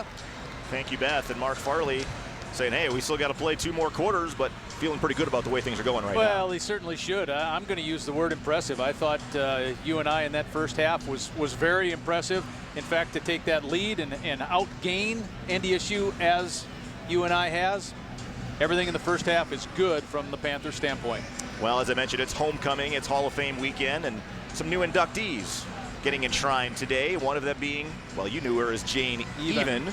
She is now Jane Gust, and she was one of those inductees who had a great career, after a great career on the NDSU women's basketball team. Beth Hool had a chance to catch up with her earlier today. Jane Even Gust, a recent Hall of Fame inductee. Congratulations on the honor. A women's basketball player from 96 to 2000. What does this honor mean for you? Well, it's really representative of the team and the tradition that comes with playing women's basketball at NDSU and really now every sport at NDSU. And so it's just a huge honor for me. I had so much fun playing here, but being part of the Bison family, that's really what this means to me. What's your message, your advice to college athletes today? You know, I don't think the message really changes from when we played to when they're playing now. You know, you go out every day, you give it your best, and when you give your best, then your teammates end up with their best, and collectively you try to put that together and do great things, and it's proof positive here at NDSU that that's happening. What do you think of Martin Walseth and what she's been able to do already in her first year with the program? How bright does the future look for you and for NDSU women's basketball? Yeah. Oh, the future is very bright. You know, bringing Martin in was such a great decision by the NDSU administration. She just has a new energy, but she also has that respect and that want to bring back that tradition of Bison excellence in the women's basketball program, and she's doing it. And you could tell in the stands last season, and we look forward to what's to come this year. Well, thanks so much for joining us. Congratulations again on the induction. Guys, back to you. Thanks so much, Beth. And Jane Gust, and Jane Even when she was playing, was a great basketball player back in the day, LT, and you even got to see her in high school a little bit. Well, I saw her do something that I don't know if it's ever been done again in South Dakota. Jane was hurt a lot her senior year for Sioux Falls O'Gorman, and then came back and got healthy and was able to play into the playoffs. Well, they meaning the Knights, advanced to the state tournament as the number 8 seed. And the coaches had to work on Jane and basically say, you have to shoot, don't pass the ball. If we're going to win, you've got to do it. She, along with a little bit of help, won the state championship for O'Gorman as the 8 seed. It had never been done in South Dakota at that point, and I don't know if it's been done since, but Jane Even and O'Gorman, she was awesome in that little run. It was fun to watch her. And not a bad career at NDSU either under Amy Ruley. Had some pretty good years as well. We caught a look at Carson Wentz getting worked on, Chris Kleiman. It's been a physical first half. We knew it would be. North Dakota State gets the ball here to start the second half. What adjustments do they need to make here on this opening drive to try to take the lead or at least move the ball down the field a little bit? Well, it's been interesting because, you know, coaches come in with a game plan, and Coach Polasek shares some of that with us just to kind of give you at home some of the things to look at. Tim thought that the 3-back set would be an important one. Well, we haven't seen it a lot so far today, and when we've seen it, it has not been that effective. And so that's one of the things that, man, we thought this would work. It isn't. You go in, you talk things over, and when you have a veteran quarterback like Carson Wentz, who's been out on the field, you know that he's going back with the coaches and the coaching staff and Coach Hedberg and saying, hey, 6 out of 11 is not good. You know, we got the 1 touchdown when we really needed it, but, you know, they've got a huge bag of tricks with one of the best quarterbacks in the country to try to pull from that bag. So I think it'll be real interesting. To answer your question, I don't know. I'm not sure what's coming. Well, again, 2 years ago when Northern Iowa was here, they had a lead pretty much the entire game. North Dakota State got a touchdown late, and they ended up winning 24-23. Sawyer Cole-Morgan started in that game and actually played pretty well. David Johnson also had a big day. But Northern Iowa is certainly not a team that shies away from an opportunity, and they've taken advantage of the opportunities today. And I know Mark Farley said not enough of them, but what they've needed to do, they've done. I think both teams will certainly, you know, go, hey, this is a rivalry, but I like what Jody Lindy, the SID for football at UNI said. He goes, we view this as a rivalry with respect. Peterson Farm Seed kickoff. Kick off your planning season with Peterson Farm Seed. Eric Perkins will take it a yard deep in the end zone, out to the 15, to the 20, still on his feet, out to the 24-yard line, and that's where the Bison will have it. for their first possession of the second half. You got the look at the numbers for Carson Wentz. 6 of 11, 86 yards, a touchdown, and of course the big interception by Tim Kilfoy, which set up a Northern Iowa touchdown. That's where the Panthers have been really solid this year. They have gotten a turnover in every game so far this year, and a couple of those, I think Hall's interceptions, I think was even a pick six. So yeah, that was just an excellent read by Kilfoy to take away that line drive pass, kind of trying to hit a guy up the seam and pick it off and take it all the way down to about the 11. As it always is, important drive for both teams here right out of the gate. Bruce Anderson, the motion man, gets the carry on the jet sweep, got some blocking. Anderson cuts it up, eventually run down after a gain of close to 10 by Ronell McNeil. But that will move the chains. Nodak Mutual Insurance replay goes to Anderson, but look at where number 30 is in your screen. He's the guy we talked about in the first half, Dexter, who was always around the football. The Bison had 2 guys on him. They were making sure that they took Deshaun Dexter out of that play, and that allowed the first down. And the chain crew a little slow moving. They'll have to reset the play clock here as it's now down to 9. It'll be reset to 25.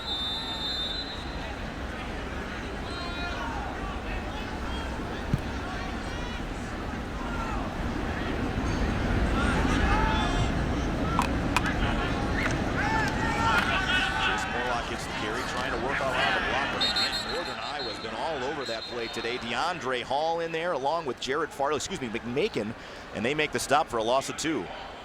People forget, LT, Northern Iowa 5th in the country in tackles for loss. They can blow things up.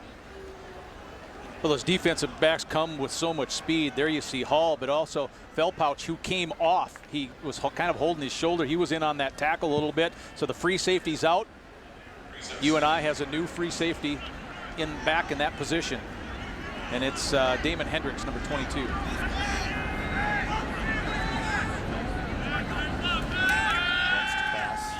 Dumps it off, caught by Morlock. Gain of about 4 yards. Will set up a 3rd and 7. Another really good, solid open field tackle. Dorleant making that tackle on Morlock. 3rd and long.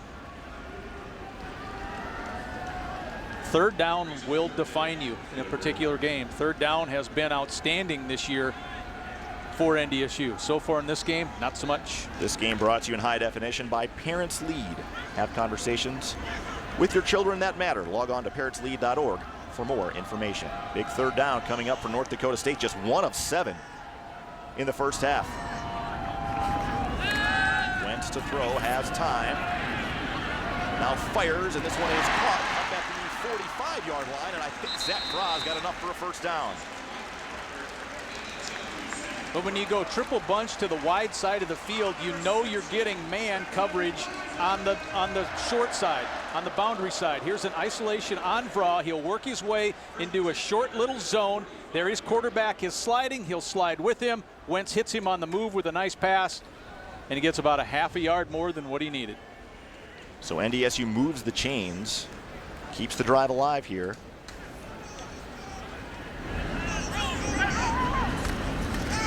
Wentz to throw, dumps it off to Bruce Anderson.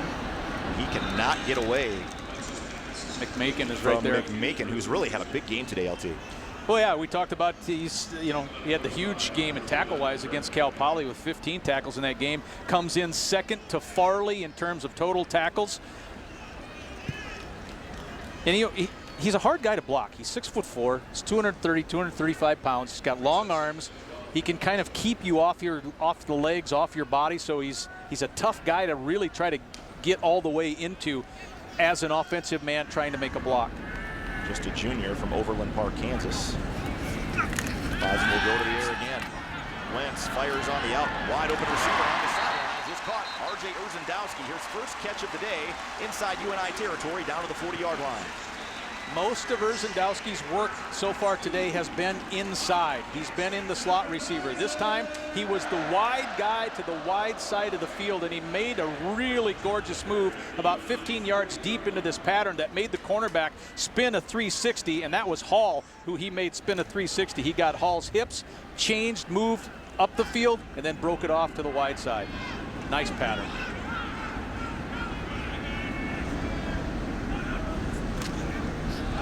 Inside handoff again. And Darius Anderson, first carry of the day for Darius Anderson, the senior transfer from Valley City State University, has another Bison first down up to the 29. And here's the look we thought we would get a lot of today, this triple back look, plus with Wentz as a running back. So really you have 4 running options and you can put some pressure on the defense. Nice tackle on the play there by Damon Hendricks, backup linebacker. I mean, Anderson kept working his way upfield, but about midway through that run, he made one little move, a patient move, to allow a block to happen so he could get the extra 5 yards. Wentz is going to keep it this time and follow his blockers, lower that shoulder and dive ahead for a gain of 6 up to the 23. Well, this is what didn't happen much in the first half at all. The interior part of the NDSU offensive line establishing a little bit of physical play. On this particular drive, we talked about what do the Bison want to do or emphasize in the second half. We're seeing it on this drive. Be physical. And more of that 3-back look you were talking about, LT. We've seen a lot more of that here. Here it is again. A little different because Wentz is under center. He was able to reestablish himself. Wentz fires to a wide open receiver again. Vra caught the corner cheating. And Vra's got a first down inside the 15 down to the 14. You may have saw Frazier kind of make that half a step, a move up, but the play count wasn't snapped early enough, so he was able to reestablish his position before the snap. And the Bison once again in the Superior Inc. red zone. 1 of 1 today with a touchdown. NDSU has been fantastic this year when they've been in the red zone. What'd you say, 1 of 1 today, so that's 11 touchdowns out of 13 or 15 attempts in the red zone. That's outstanding. Wentz going to keep it again. Tackle this time by McMakin after a gain of close to 3. I mean, there are teams around the country that have a high percentage of red zone scores, but to get as many touchdowns as NDSU has had once it has gotten inside the 20, I think is an impressive mark. So this drive started back at the 24-yard line. North Dakota State has moved it down almost 65 yards already, and it's taken 6 minutes off the clock. Have a few passes to the outside off a, Urzendowski catch. Vraw had it a couple times, but mostly runs, solid runs right up the middle. Wentz to throw behind the receiver in the air, and it is intercepted by McMakin at the 6-yard line in a big red zone turnover for North Dakota State. Carson Wentz getting up very slow and hanging his right arm a little bit. He was blasted on the play. The pass was behind the intended receiver. Vraw tried to make a play. It gets popped up, and then it's anybody's ball. And the Panthers won the race to that football. Another big turnover for Northern Iowa. They've had a couple of them today. Wentz did look like he was hurting. And here, interesting twist. And as well as we thought Sawyer Colmorgan played in the first half, here comes Aaron Bailey for a change of pace for Northern Iowa. They've been doing this all season. Bailey more of a runner and certainly a threat.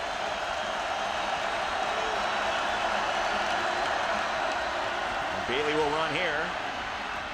Find some room out to the 10-yard line, gain of 4. Bailey is so quick that when he has the football, your run fits, meaning staying in your pursuit lanes, must be solid. If they're not, he will pop it and pop it big. Nodak Mutual Insurance replay. See the flow? The Bison had a real good flow there. In that particular play, it was Schatz that got in on it. But if he's a half a step slow, that's a first down.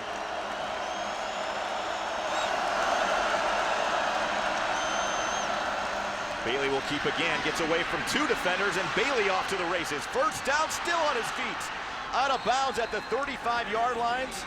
At the 35-yard line, pushed out of bounds by Trey Dempsey, but another big play in the running game for Northern Iowa. Well, here's exactly what I'm talking about. Watch 49. That's Nick DeLuca. He makes a ton of tackles. He is about a half a step too slow to the place he needed to be, and Bailey beat him. There's the first. Inside handoff to Miller. He dives ahead for 3 yards. And Northern Iowa, despite some of the issues on offense this year, has been moving it pretty well today against a defense that has come in playing very well. Well, at least I know why Coach Farley didn't have much to say about Cole Morgan coming out here in the second half when he talked to Beth, because he knew he's switching quarterbacks, give the Bison a different look, because so many of those adjustments were made with Cole Morgan at quarterback. Bailey going to keep it flushed out this time, nowhere to go. And he is dropped on the play by Brad Ambrosius for a loss of 2. So many times in football you think the blitz is only used to try to get to the quarterback in a passing situation. No, the Bison blitzed to a run that time. As you saw, Stump was one of the guys that got in there real deep and real fast. So NDSU was trying to put pressure on the running game at the line of scrimmage or a little bit behind it if you could make it and get it there. Big third down conversion here for Northern Iowa. Bailey under duress. He's wrapped up and taken down by a host of Bison back at the 32-yard line. I think Robbie Grimsley might have been the first one there. I think he was the second one there, actually, Brian, because Grimsley was able to wrap him up. Bailey made a little bit of a move because there was initial pressure from someone. I did not pick up the number, but here NDSU was blitzing to try to get to the passer. Nodak Mutual Insurance replay. Let's see who comes from the top. Jones, that was Stanley Jones, I think, was first one there, and then Grimsley was right behind him. The Bison defense holds up. Northern Iowa able to move it out a little bit. Punt return taken at the 30-yard line, and again, Perkins trying to make a play, dodge out a couple of tackles, and we do have an injury down on the field. Someone a little bit slow getting up, and is that Feldspaw again? Yeah, Feldspaw, who went out earlier. 14-10. Northern Iowa still leads it. Feldspaw on the turf on the Egg Country Farm Credit Services scoreboard. A pitcher who can paint the corners is known as a Rembrandt. At GMC, we get why people love that kind of precision.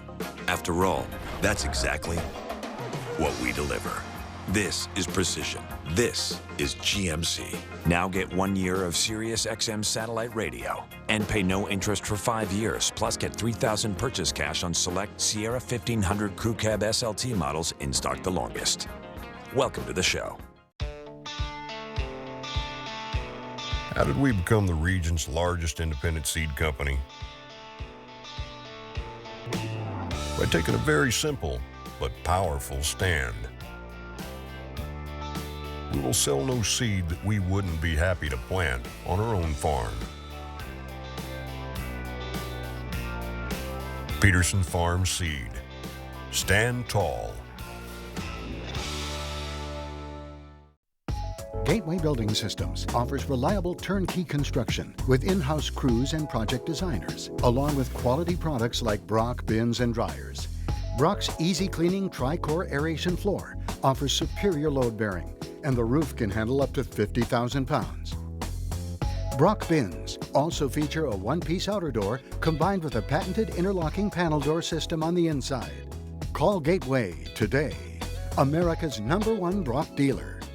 You know how the more you do something, the better you get at it? The stylists at MJ Capelli Hair Salons are trained in all the latest techniques, and they do thousands of haircuts a month. When you book an appointment with MJ Capelli, you get all this talent for a price you can afford. Call the location nearest you and book an appointment today. See why thousands of others trust MJ Capelli to help them always look their best. MJ Capelli, the color experts with 5 FM locations, voted the #1 salon in the FM area.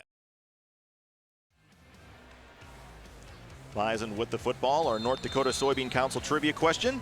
Which state plants the most soybeans in acreage? We'll have the answer coming up for you in just a little bit. Bison moved the ball down the field, but another big interception for Northern Iowa, and Carson Wentz slings it out. Urzendowski's got another catch to midfield. Well, when Wentz came off that last time after being hit during the interception, I said his arm was kind of hanging. Well, what we think we saw along the sidelines, his arm was down because he was kind of holding something on his side, so kind of protecting his side a little bit. But obviously rolling, getting his hips around, and nice fire right on the money to Urzendowski. That's the type of throw that we've just taken for granted from Carson Wentz for the last couple of years.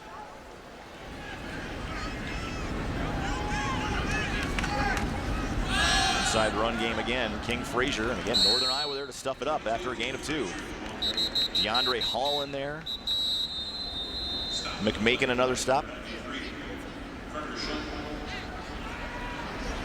They whistled the play. Oh, I'm not sure why. Now we heard a lot of whistles come in, but well, McMakin's off on the sideline. Maybe he had to get. The ball needs to be spotted up to the 48, but yeah, I'm not sure why it stopped. They whistled down, stopped the play. McMakin went to the sideline. Joe Feldspaw, the starting safety for Northern Iowa, has been taken to the locker room, so his return certainly in question here today.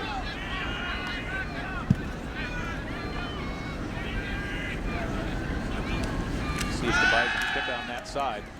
Wentz will step up and throw in deep. Dorleant certainly made some contact with Urzendowski, but no flag. Or should have been. Pretty good coverage. Urzendowski's route was taking him right near the hash marks and up the hash marks, and Wentz's pass was clearly to the right of that, so that's just two guys trying to make an adjustment to the ball in the air. I didn't see anything that I thought warranted a flag. So 3rd down coming up. But you go back to the last drive for NDSU, and the important thing to remember there is the no points. I mean, Bison are in the red zone. We've talked about how they've scored so many touchdowns once they've been in the red zone. You look up, you're still trailing.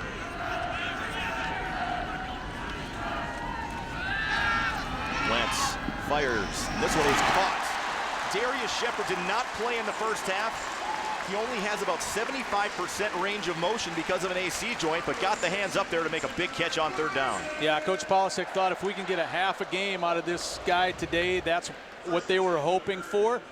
About 75%. I think you mentioned that, Brian, this range of motion in that shoulder. Now Polasek telling us how Shepard, how competitive he is. Wanted to be out there, and he's made some big plays in the passing game the last couple of weeks. Play action. Wentz, nothing there. Dumps it off and throws it away. Quarterback was that's where outside the Carson's pocket. getting a little bit Pass better. went beyond the line of scrimmage. No foul. Coach Hedberg says we work sometimes. Sometimes it's just not there. And you have to eat it, and that's what he did. He just threw it out. He looked to the near side first, and Urzendowski was getting jammed, and he really got jammed well at the line of scrimmage. Dorleant did not allow a very good release on Vra to the short side, and then Carson started going into read mode. Nothing was open. A little bit of a roll, nothing open. Throw it away. Back to the run here. Some room this time for Bruce Anderson. But again, Northern Iowa getting in those lanes quickly. Nice tackle on the play by Damon Hendricks. Yep, Hendricks is the guy who came in for the injury. A look at the New Seed fan cam. It's been a long day for some of the Bison faithful at the Sports Center here early this morning from 6 to 8. Not a lot to cheer about right now. The fans looking a little concerned. Well, we knew it, so we shouldn't be surprised by it. But I think UNI's pursuit to the ball has been pretty good today. Sure tackling too. They have not let a lot of tackles get away. Another 3rd and long.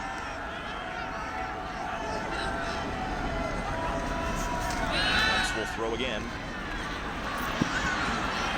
Running out of time and taken down at the 35-yard line. It was a gain of 1, but will bring up a 4th down here for North Dakota State. And now it's decision time. And it looks like Chris Kleiman will elect to punt. Well, they talk about coverage sacks or coverage plays. There certainly was one. Nobody open. Looking right there, I think, to Albers 88. He's double covered right in the middle of the field. Nothing open on the wide side. Wentz had plenty of time, but no one came free. Carter Schultz made the tackle there for UNI. Making the switch from defensive tackle to defensive end this year. So Comp looks to pin UNI deep. This one takes a bounce back to about the 14-yard line, and that's where Northern Iowa will have it. When we come back, 2:31 to go. Bison still trail it by 4 at home. 2:31 to go here in the third quarter. Northern Iowa still leads at 14-10. North Dakota State has had the football most of this quarter, LT, but the turnover certainly swaying the momentum. The answer to our North Dakota Soybean Council trivia question: which state plants the most soybeans in acreage? Iowa was not North Dakota. You thought it was all corn in Iowa. It is not. Well, the opponent is from Iowa. They got the most. Bailey, play action, has plenty of time. He's going to lay into one, throwing downfield, and this one is intercepted. And just like that, the Bison have the football back. Trey Dempsey. That's his first interception of the season. Well, the job of the quarterback in this position is to give your receiver a chance to be the first one to the ball. This pass is way too much inside the field. First down, North Dakota State. You know, Malloy, who's had that 145-yarder, you know, earlier this year, but that pass was about 5 or 6 yards away from where it needed to be. It needed to be further to the sideline and a relatively easy pick. Yeah, it looked like Trey Dempsey was almost waiting for a punt there as that ball came down. So the Bison offense right back on the field.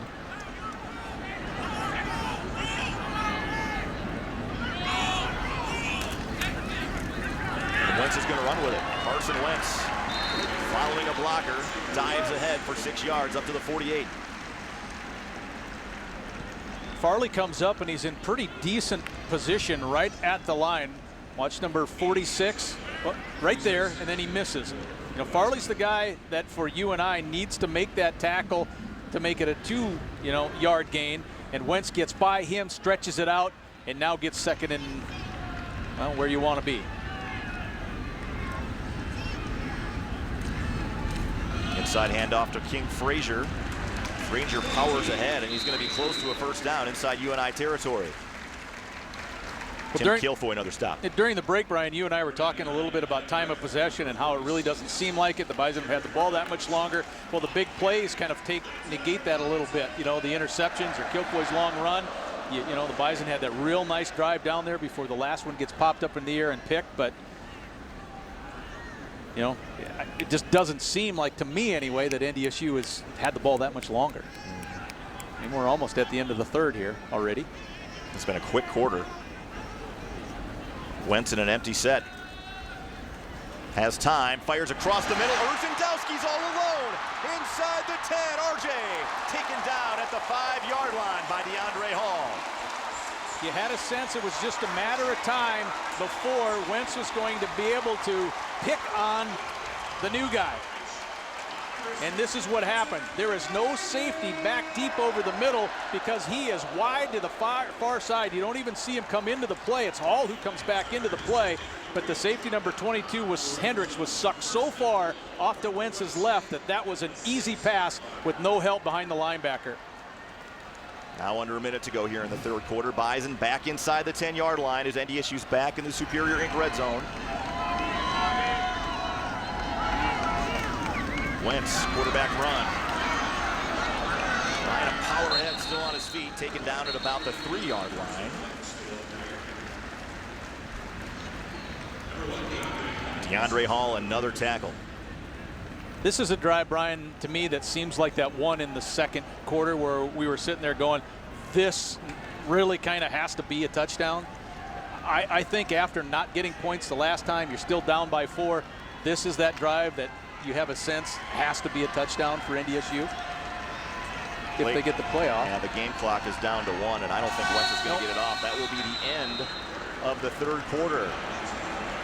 North Dakota State has had the ball most of the third quarter. They have a chance to go ahead from the 4-yard line, and yes, it's the fourth quarter, which means it's time to grab your 4 for 4 at PetroServe USA. Their 4 for 4 pizza special, available at 24 locations throughout the region. We're back with the final 15 from Fargo after this.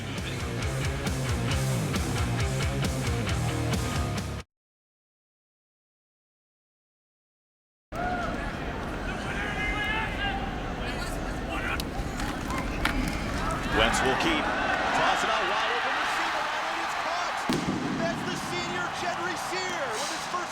touchdown.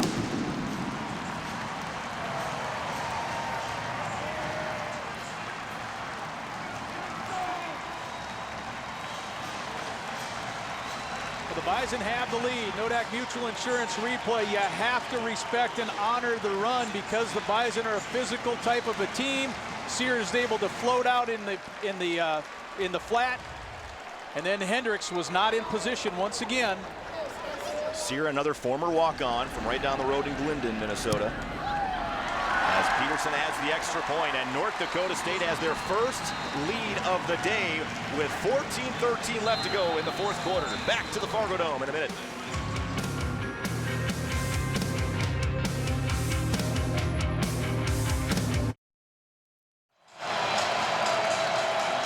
Aaron Bailey back in at quarterback. Beth Houle on the sidelines for us has a PetroServe USA sideline report. Beth.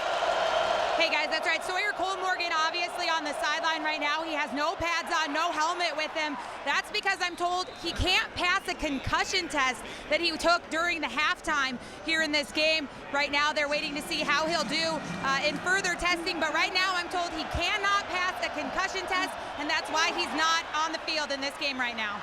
And Aaron Bailey off to the races on these first couple of runs for Northern Iowa, all the way down to the 39-yard line. Thank you for the update, Beth.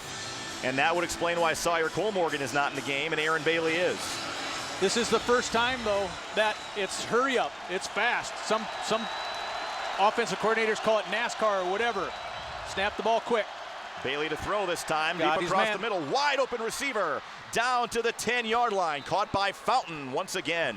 Oh, Fountain made a gorgeous move about 8 yards into that pattern against C.J. Smith. He set up Smith, got Smith to bite outside, ran a hard post into the middle, knocking on the door. And just like that, 3 plays into it, Northern Iowa all the way back in the Superior Inc. red zone at the 9-yard line.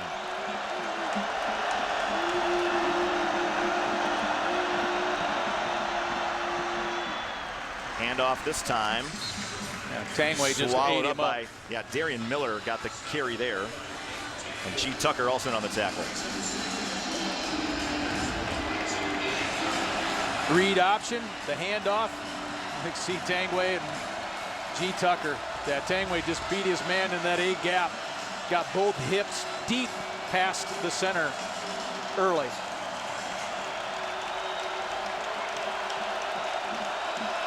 Second and goal. Inside run, touchdown, Darian Miller, and Northern Iowa answers back in a hurry. Wow, the Panthers did not allow the Bison to enjoy a lead for very long. For about a minute. Nodak Mutual Insurance replay, same type of a look. This is the give. He doesn't get touched with a full head of steam until, what, the 2 or 3 yard line? That's an easy touchdown. So Schmadeke will come in to add the extra point. And he's able to do it. Northern Iowa, just like that, goes right down the field in just 5 plays to take a 21-17 lead on North Dakota State. Back in a moment.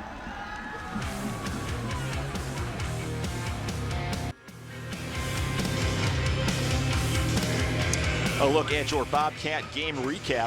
5 plays, 75 yards in just a minute 37. And of course, the huge run there by Aaron Bailey set that up. And Northern Iowa did not let the NDSU defense breathe. They went quick on that drive, LT. First touchdown of the year for Miller as well to put UNI back in front. Bruce Anderson at the 4. Anderson finds a seam. Anderson tried to get outside, still able to get ahead to the 31-yard line.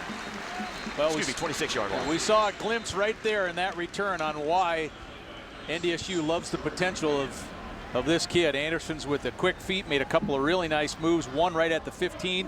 And it's not that he made the move, but it's how fast you get up to speed after making the move that impresses you the most about that run. So we'll see how the NDSU offense responds here.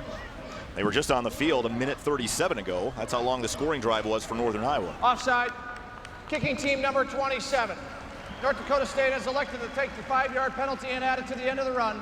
First down. So NDSU will start at the 31 instead of the 26.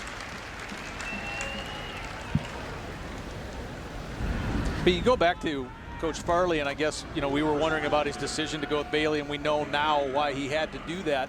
But Cole Morgan got that one hit. Remember that, where he got up on his haunches, got up a little slow, went back into the game, continued the first half. But I have to think that's when it happened. You can take that shot from Tangway at the end of the first half, but I don't know if that was it. Might have been a combination of things. Run inside, King Frazier. Finally some room to run, picks up close to 4, up to the 35.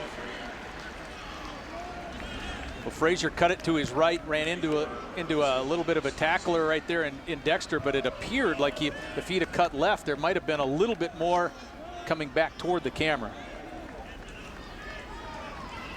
Down towards 12 minutes to go here in the football game. Really, second down has kind of been the down that NDSU has been unproductive in. From start to finish today, wouldn't you say? I would have to say. Wentz to throw. Caught. Jeff Ilas, his second catch of the day. To the 39 will bring up 32. Dexter makes another tackle. Yeah, his first catch was the go-ahead touchdown. Talk about kids who come into the program and Coach Kramer gets a hold of them. If you'd have looked at Ilas when he first got here, the way he's built and his body now, he looks like a tight end now. He's put on a lot of weight. He was right around 200 pounds when he got here, now up around 220. Big third down for NDSU. Wentz will throw, and it is caught. Mr. Reliable makes another catch. Number 88, Luke Albers. Well, 5 wide receiver set, empty, meaning no help in the backfield for Wentz. Rushing 3, max protect, and he's able to slide it right in there between the 2 linebackers. So Farley was on the coverage. He needed to move off to his left. He couldn't do it. Albers was there, first down. Wentz's before today, his third down passing efficiency has been just tremendous this year. Back to the ground game. Bruce Anderson, boy, he was clothesline at the 50-yard line. Not sure who got a hold of him, but somebody, well, that was 49, came flying in. Brett McMakin.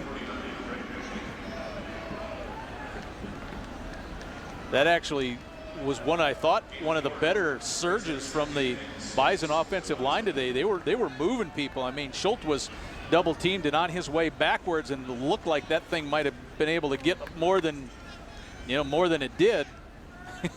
But McMakin just said, "That's it, freshman, you're done."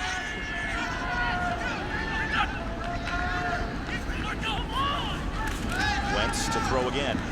Will dump it off to Anderson in space. Bruce Anderson can't quite slip away from a tackle. Able to get up to the 45, a yard short of a first down. Well, on that last first down pass to Albers, it didn't look like Farley was moving very well in his pass defense. That time he really did. He got to the flat with full speed and was able to get a hand around that ankle to make it third down instead of what looked like a relatively easy first down. Good movement that time by Farley, the sophomore.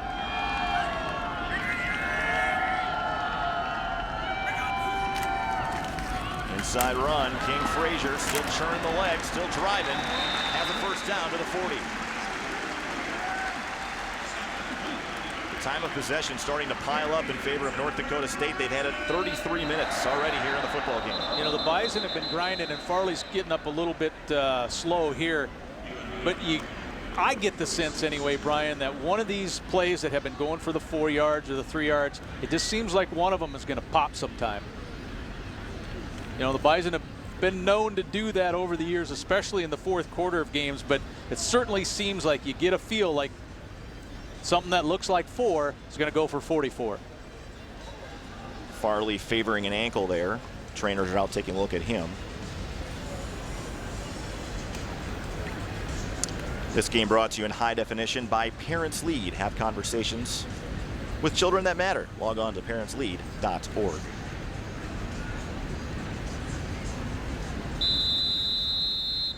Mark Farley hoping his team can hang on here. They lead at 21-17, and we'll take time out and be back after this. North Dakota State 1st and 10 at the UNI 40-yard line. Farley did come off under his own power. Back to the run game. This thing opens up for Bruce Anderson. Running to the short side of the field, has 10 yards up to the 30.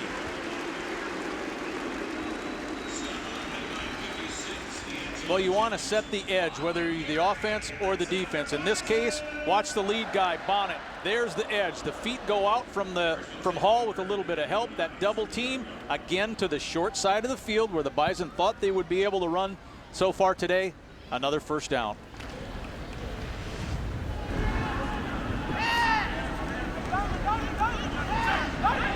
Three backs in the backfield once again, 2 receivers. Wentz will pull it out, running out of time across the middle. Just waiting for something to develop. But Vra and Urzendowski are running a deep crossing pattern, a deep X. Urzendowski's going toward the post. Vra's coming toward the flag. Wentz tried to hit 82, but couldn't get it there. Again, pressure put on by Carter Schultz, so Wentz not able to really get into that throw. I mean, you could tell, as soon as his arm's going forward, that body's starting to go down. So they were on him. Didn't allow, it was a long developing pass pattern, and Wentz just ran out of time.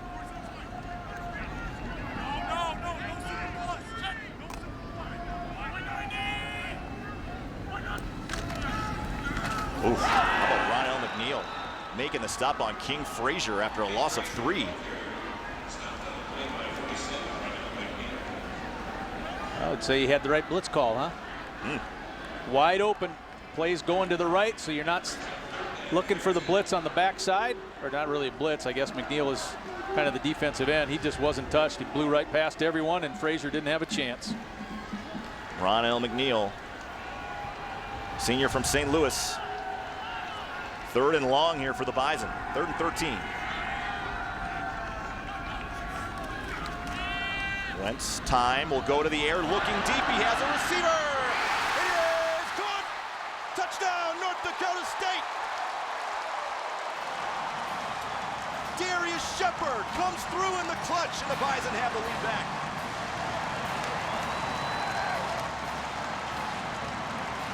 Playing with an injury, made the nice catch, said hello to the end of the field. He went into the wall pretty hard.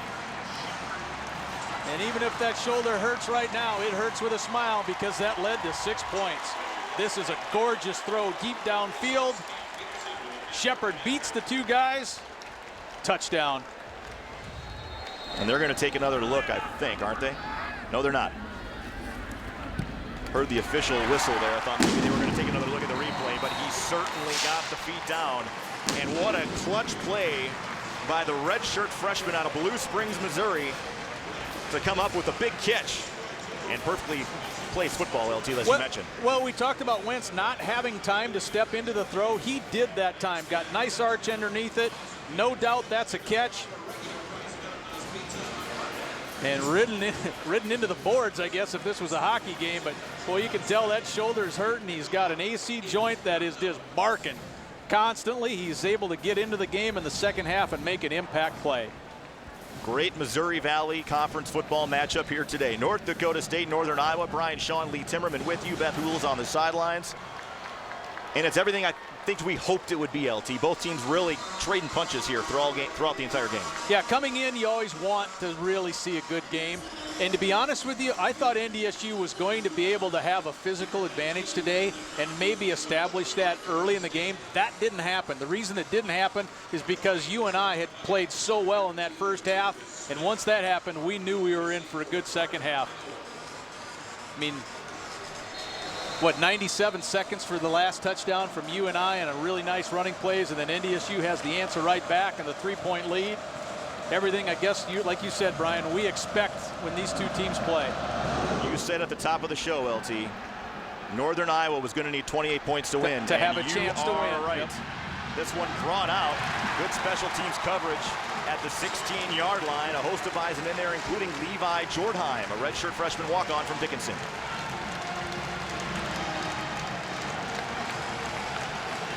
Northern Iowa went right down the field at 1:37 last time, thanks to the legs of Aaron Bailey.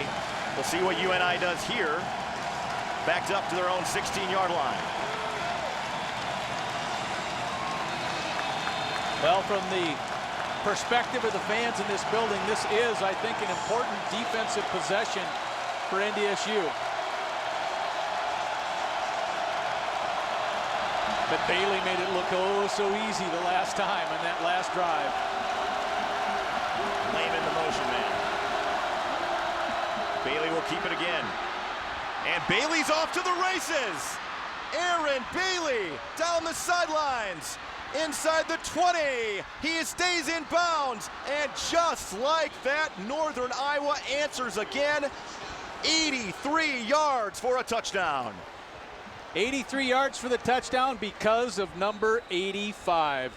The tight end, Lehman, he threw the block that made the difference and sprung his quarterback. Nodak Mutual Insurance replay. You'll see it. There's the lead, the cut. The legs go out. You get the one bounce, the seal on the outside. And we've talked about the speed that this kid has, and he showed it off. Wow. That was an outstanding block. It was a great block and a great run by Bailey, and well designed by and executed by Northern Iowa. Player is down on the sidelines. That may be Trey Dempsey, who came over and tried to cut down Bailey around the 15-yard line. A sophomore from Florida, Orlando area. I think we did get confirmation that that was Dempsey.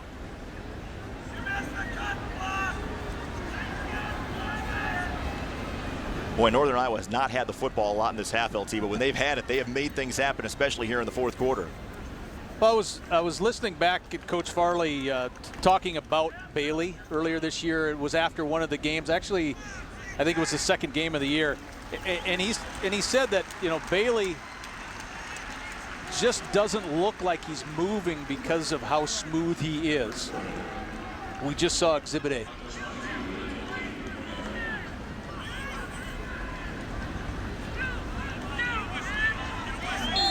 And that potential 28th point is about to come. Yep, that UNI.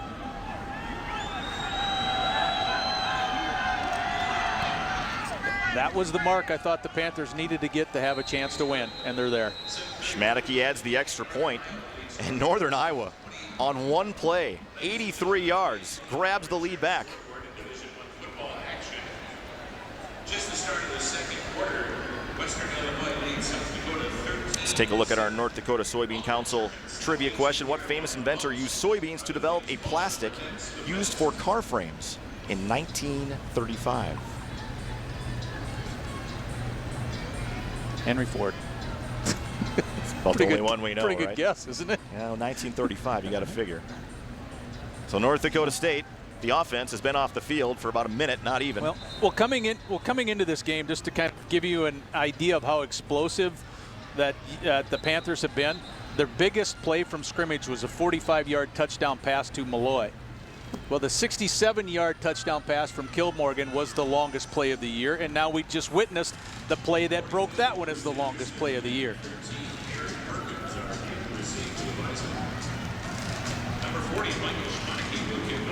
Not that this means much, but time of possession, North Dakota State has had it for 35-18, and we still have 7:31 to go.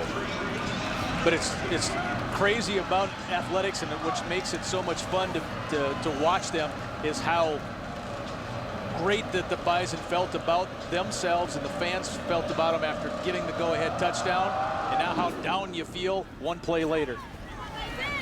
Good from Schmadeke, drops Perkins back to his own goal line, and Perkins to the 20 and taken down there.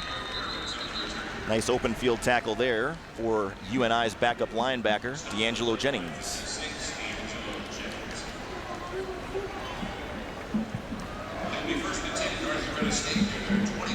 So now the Bison got to try to drive the length of the field. They have just not been able to enjoy the lead very long, LT.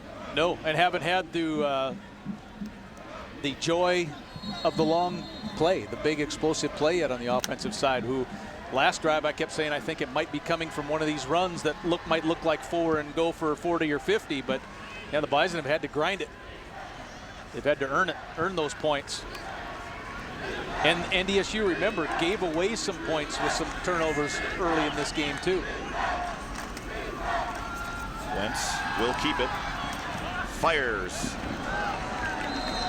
Overshot his intended target. Kind of a triple route. Morlock is the short one. Urzendowski the middle. Broad deep.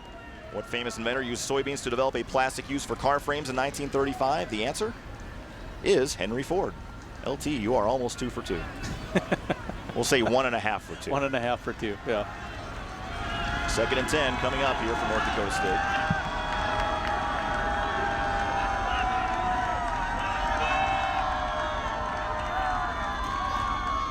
Inside run, room to roam there as I believe that was King Frazier getting up to the 28-yard line. That will bring up 3rd and manageable here for the Bison. Lionel McNeil makes another tackle. Yeah, the holes up the middle are certainly getting a little bit bigger. I mean, Frazier wasn't at the point of first contact till 6 or 7 yards beyond the line of scrimmage. There you see, you know, the relatively big hole, and actually Kunert was looking for someone to hit, and there was really nobody right there for him. Anderson, the motion man. Wentz will keep it. Needed the 30, got the 31. First down, North Dakota State. And another Panther down, are slow getting up. I thought he was going to get up, and I think that's Ilas again. But boy, that just shows you how physical this game is. Ilas is waving to the sidelines like, no, I'm good. And they're taking him out anyway. No, I think he's staying in, LT, isn't no, he just went out. Go, okay. That's Carter Schultz going out. Schultz, I'm sorry. Yep.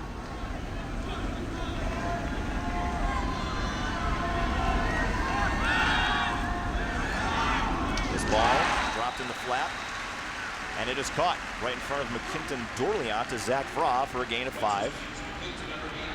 But I tell you, I think Hall and Dorleant have done a pretty good job of not allowing the outside receivers to have much space, because that pass, although it was completed, there wasn't a lot of room to try to get that play in there. Ronell McNeil is down on the turf.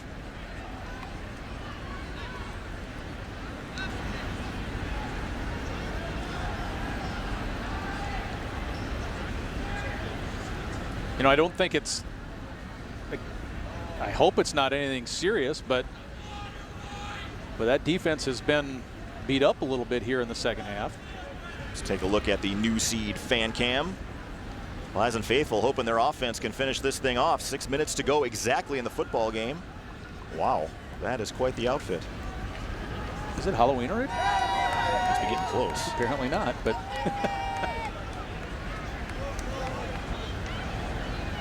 McNeil now will get up, try to walk off the field.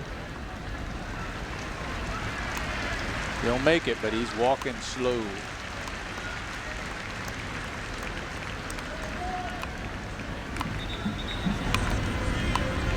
Yeah, when Schultz went off, I actually had the wrong name but the right number, so. Oops. And he's back on too now, by the way. Carter is back in the game, 93. North Dakota State, this will be their 70th play. Northern Iowa's run 43. And they're leading. And they are leading. Wentz will keep it again. More room to run for Cousins. Lost the football. And I think Northern Iowa's got it. Well, there was one green jersey, one white jersey in the vicinity. Hey, Dorleant saying we got it. Rolling outfield is a fumble, recovered by Northern Iowa. First down. 3rd turnover of the day for North Dakota State. And another lineman is down for the Bison. I think that's Austin Kunert. It is Kunert. Wentz heading upfield, see if we can. That was 49 that ripped it. The McMakin that ripped it free. Dexter was the one that came on top of it. Deshaun Dexter, right place at right time as they attend. And then when you're in a position like that, you're reaching out. They're looking at the elbow there, the starting center, but you're trying to go for that football, and so is everybody else. So you got massive bodies and landing on you. Ball security has been an issue at times for North Dakota State. They have 6 fumbles lost, which is 106th in the country. Bison faithful, hoping their defense can hold on here and try to get the offense the football back.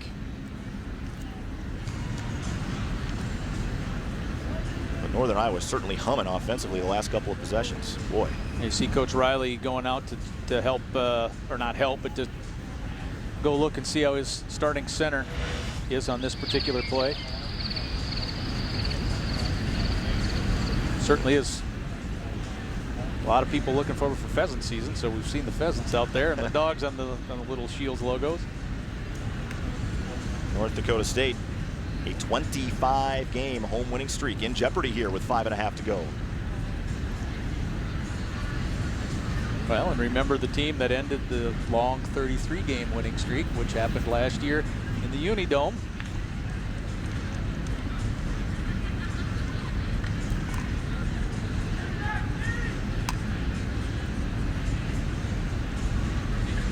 Well, obviously not a good sign that it's taken Austin this long just to sit up, so they're really worried about what appeared to be his elbow.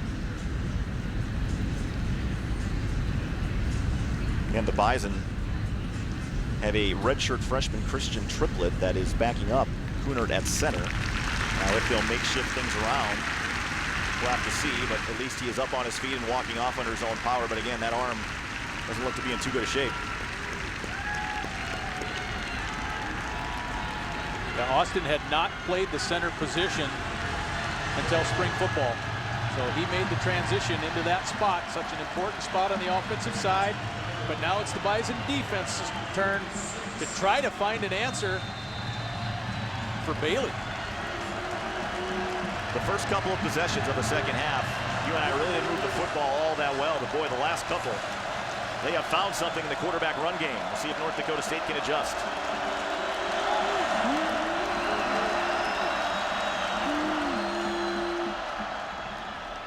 Darian Miller keeps that time, got maybe a yard up to the 45.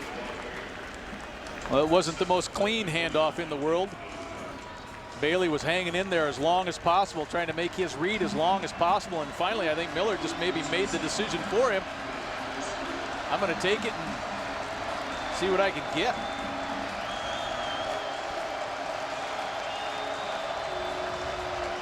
Here's what I'm talking about. See, the read, up, and then Miller just kind of yanks it out of there.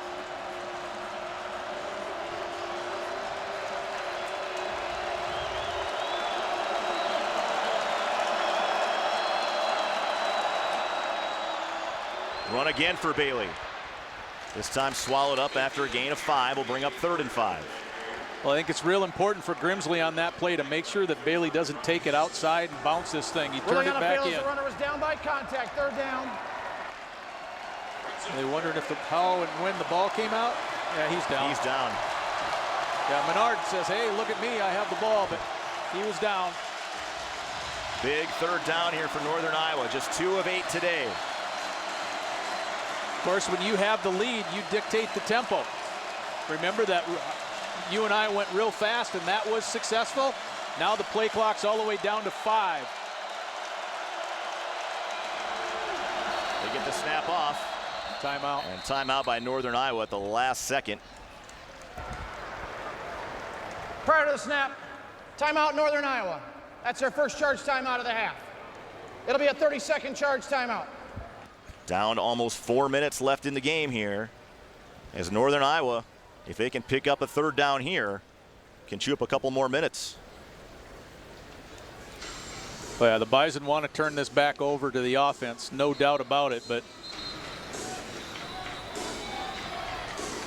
it'll take a 3rd down stop to do it.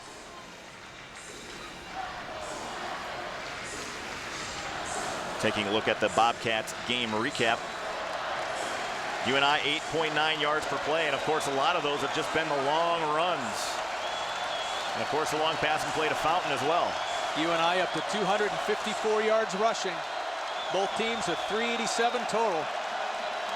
But that ground total, especially here in the second half, has been huge for the Panthers. Pre-snap shift, Bailey will run it. Quarterback draw, and he's got a 1st down up to the 34. Spread them out, run the quarterback draw, and it works to perfection there for UNI. There was a real nice double team block right there. You see 70-72 making the double team block. That was the one that allowed the first down to happen. Nodak Mutual Insurance replay. She Schatz has, you know, close to 600 pounds of people pushing him around. Couldn't hold his spot. Bailey got the first. 3:30 left to go. Handoff this time goes to Darian Miller, and Miller is free. Down to the 21-yard line. Another UNI first down. Well, the Bison blitzing on the runs to those gaps. Well, when you do that, you obviously leave yourself a little bit exposed on the second level. And here Miller's been able to get through that and make that second level. G. Tucker slows him down a little bit, but not before. UNI picks up another first down, and that clock just keeps on ticking away. Now down to almost 3 minutes. Miller has gotten a majority of the work here for UNI in the second half at running back.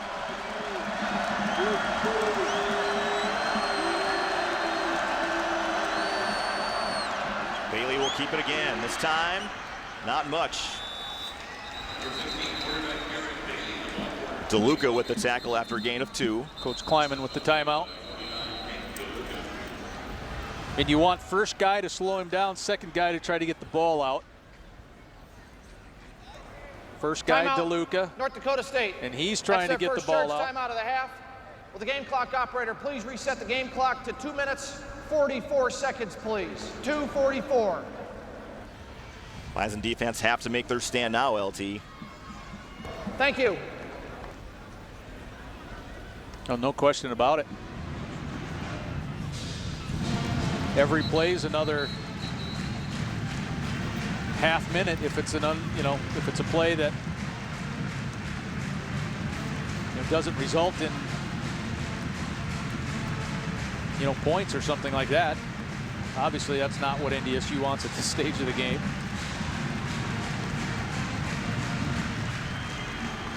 Got to give credit to UNI. Every time NDSU took the lead, they came right back with a big play. Fast. Quickly. Yep.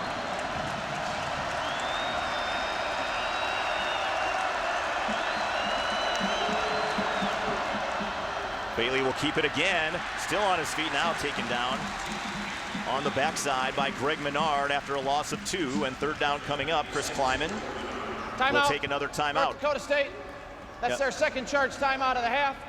It'll be a 30-second charge timeout. So now if you're North Dakota State, or even probably more importantly for UNI, what do you run here on 3rd and 9? Well, I wouldn't pass it. I don't think I would pass it.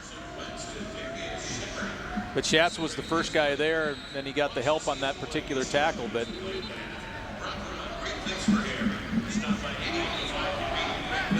you'd mentioned the field goal kickers inside of 40 has been pretty solid this year too. Schmadecky's been good. And from here, we're looking at about a 37-yarder if they don't move the football at all here on this 3rd down.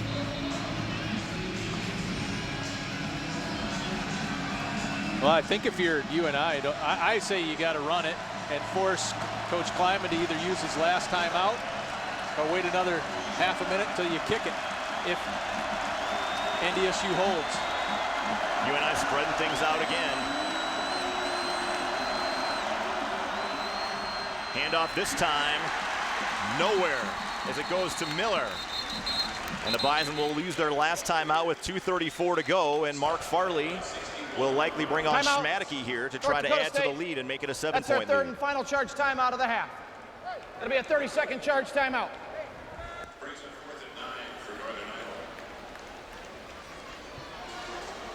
Well, you always like to have that one timeout for your offense to use, but the run play kind of dictates Coach Farley's decision to run that ball, dictates Coach Kleiman's decision to have to stop the clock. So Carson Wentz will have some time here when the offense gets the football back, assuming that Northern Iowa kicks the field goal.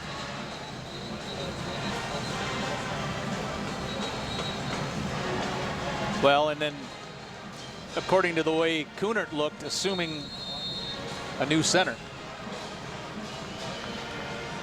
Certainly changed the dynamics, no question. So So this will be a 38-yard attempt for Schmadeke. Local kid from Cedar Falls.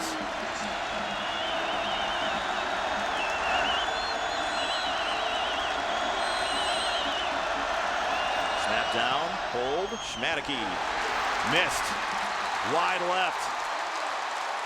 And North Dakota State still breathing. Down 4 with 2:30 to go. Obviously, the Bison need a touchdown anyway, no matter what happens there. But now the 6 points puts you ahead.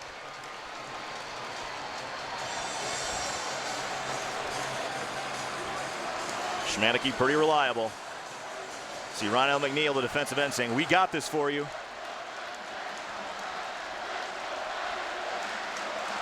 Great football game.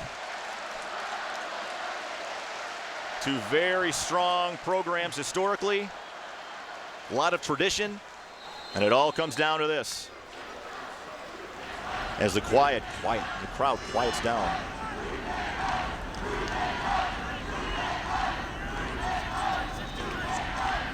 Both corners back off, pre-snap. Wentz to throw. Pressure comes, now fires. Incomplete, looking for Vra, who had beaten the linebacker, but just not quite enough on that throw from Carson Wentz. Yeah, Vra ran a deep drag. He was the guy down here by the 20 on the near side, ran the long pattern. He was the last option on that play. Hall checks him off to the linebackers because he stayed so shallow. He didn't run with him, didn't want to give up his deep third. The pass just not where it needed to be. 5 receiver set.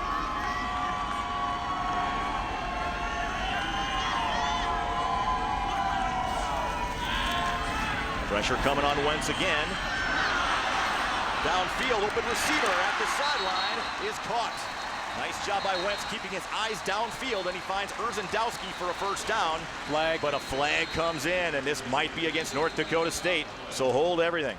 Well, this was a 5-on-4 situation. Just 4 down linemen, no blitzers. And there's a big jersey tug right there in the middle. This is coming back. Oh, big call. Yep. North Dakota State now will be 2nd and 20. I didn't see the number who had it, but I saw a fistful of jersey there. Offense number 54. 10 yards from the previous spot. Still 2nd down. Jeremy Kelly, the senior.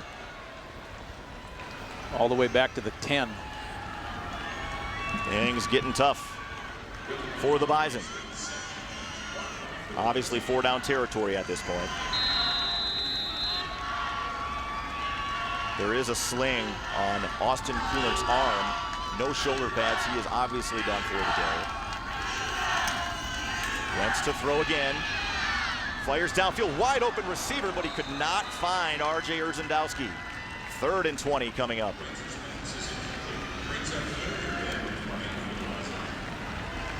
Wentz tried to step into that throw and really get it out there quickly, and it sailed just a little bit.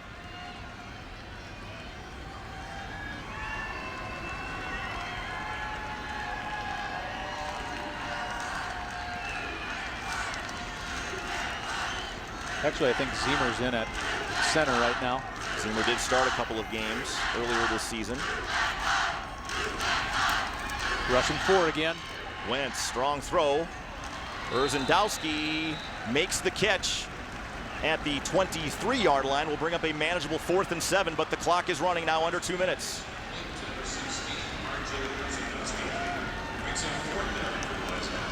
Need to get across the 31. This is the football game for NDSU. Wentz fires. Vra on the sideline. Makes the catch at the 36, enough for a first down, and gets out of bounds to stop the clock. Hall on the coverage. Hall was playing soft coverage, not wanting to get beat deep. There was a good 7-8 yard cushion. Vra just kind of hanging out on the sideline and just waiting and wishing that that football will get to him. It finally did. He got the 1 foot in, and the Bison continue the drive. And they were going to look at this. Only because he kind of juggled the football on the field, a little bit. It was a completed catch. That play is under further review. We'll take a look. You only need 1 foot, and I thought he had it. And I think he had it initially, LT. I just thought maybe he juggled the ball a little bit. But this is why replay exists, is to make sure that in a critical part of the game, the call is correct. Here we'll see. Catch, foot, control, he's definitely first in. down. Yep. Now that'll be confirmed. Or did it bobble at all here, LT? I didn't think so. With those two gloves, he had both mitts on it. I sure thought he controlled it and again, through the end of the play. And it was called a catch on the field, so it'd have to be, again, very obvious. It was close. The one thing this does, though, is it gives the Bison almost a free timeout. Right. They've got time now to talk things over. The Bison are going to have close to 2 minutes to kind of figure things out. They don't have any timeouts left. The play, as we think, will stand. And now Wentz and crew can survey, talk it over. That's a little bit of a bonus for them. Still a long way to go, just at the 37-yard line. And 94 seconds left.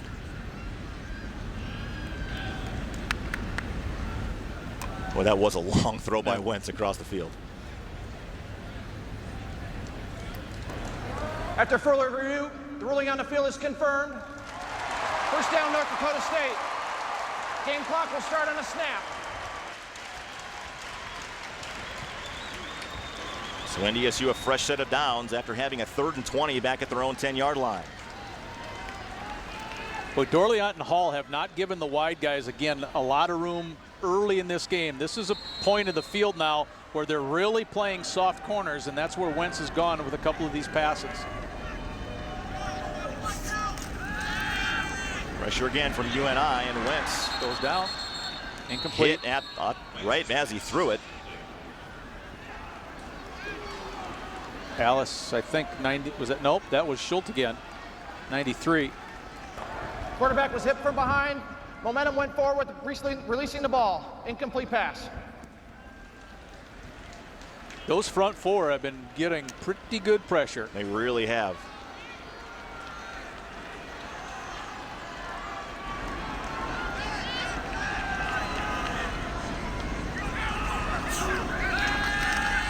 Wentz has time, drops it off.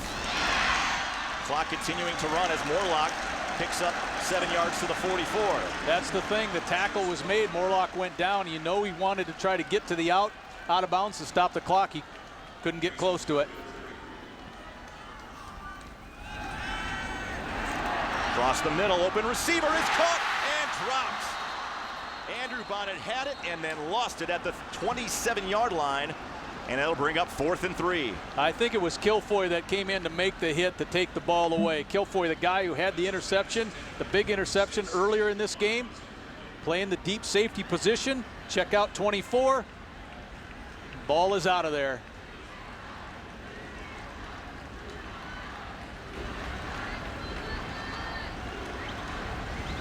Big 4th down once again for North Dakota State. They just converted one a moment ago.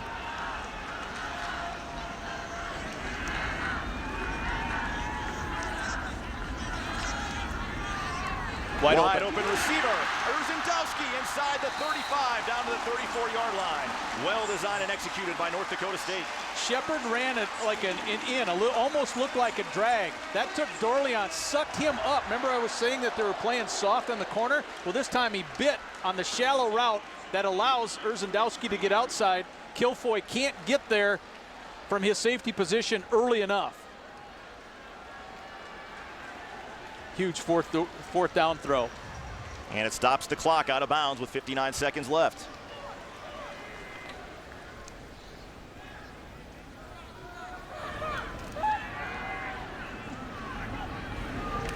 Wentz, time, fires across the middle, caught inside the 20, down to the 17. Zach Braun makes the catch. Clock stops temporarily with the first down chains resetting. Bison quickly getting ready to snap it. Same situation. Dorleant doesn't want to give up the outside. Braw runs a little bit of a skinny post, wide open. Picking on the safety on that play.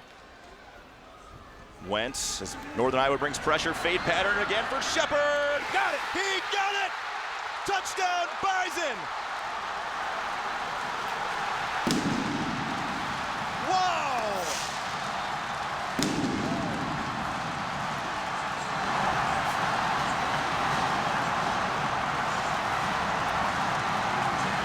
made a beautiful adjustment to the ball in the air.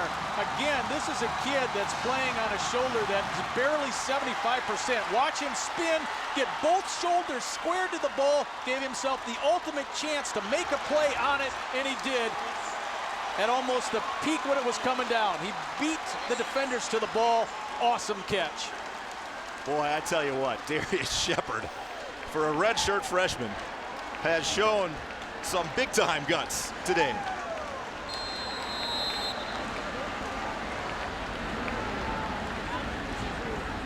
And a perfectly placed ball by Wentz. Extra point is good. Again by Peterson, and North Dakota State leads it 31-28, but there is still 35 seconds left to go. And 2 timeouts.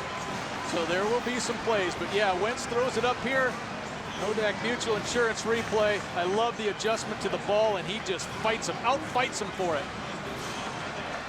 Pretty good coverage by UNI on that play too, LT. Yeah, Dexter was there from the inside, Hall's there from the outside. Quarterback put it where the receiver had a chance, and Shepard with another big grab.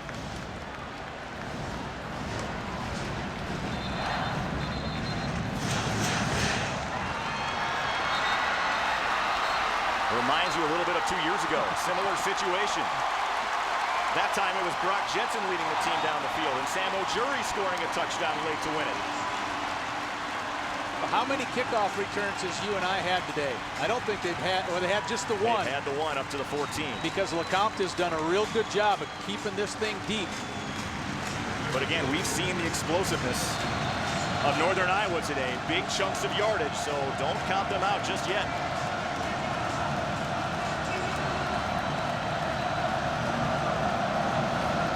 Another Peterson farm seat kickoff, giving you a product lineup. That gives you every reason to stand tall. And this one will not be returned. Northern Iowa will take over at the 25 with 35 seconds to go. Well, the last field goal that was missed was from 38, so 40 is about the range for the UNI kicker. Take a look at our Bobcats game recap. 10 plays, 79 yards in just a minute 55, and that includes 2 fourth down conversions, including a 4th and 8. Levi Jordheim, the redshirt freshman from Dickinson, also in, as the Bison almost look like they're playing a dime package here. Russian 3, flag.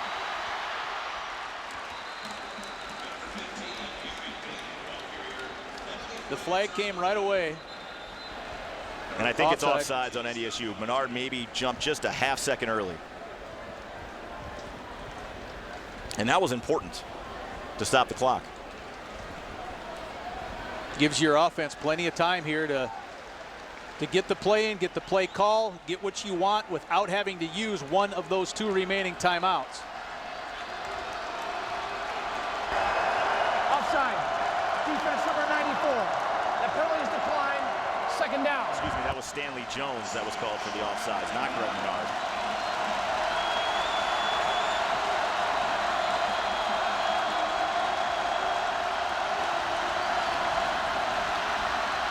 Bailey. It looked like this one bounced, but no, he caught it. Brown made the catch at the 40-yard line. Brown's the track kid, known for his speed, but there he went down and kept that ball off the turf. Nice catch by Charles Brown, first catch of the day. 15 seconds left. Bailey under pressure. Down he goes, back at the 35-yard line. And now Northern Iowa's going to have to call a timeout with 12 seconds to go. Boy, that's a big play with a 3-man rush. Max coverage, the Bison able to collapse it down on Bailey. Bailey not wanting to run, wanting to hang in there and try to get the throw off, and he couldn't do it. 30-second charge timeout. Last timeout now for UNI after this. Their second that they called. Tangway got push, but it was Greg Menard that made the sack. The middle one is the important one, though. Tangway closes up the middle.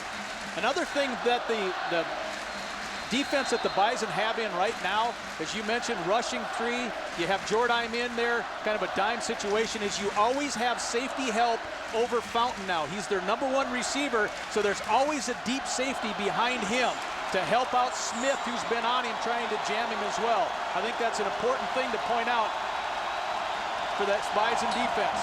And again, just 12 seconds, so Northern Iowa's got to get down the field in a hurry into field goal range to try to tie this thing up.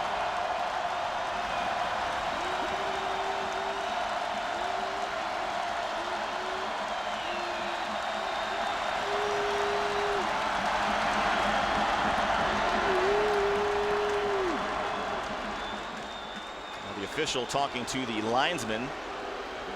Are they making sure the spot's correct? It's, oh, the down marker on the far side has a third down.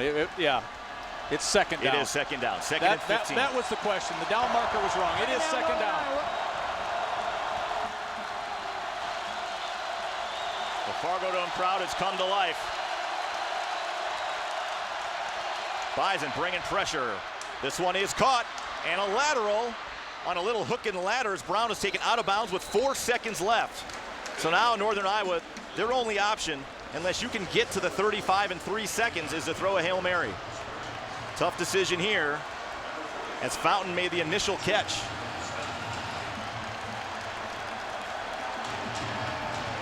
Well, NDSU already with 3 players deep.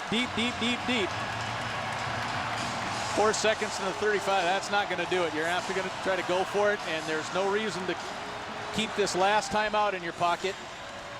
Talk it over. So last timeout for Northern Iowa.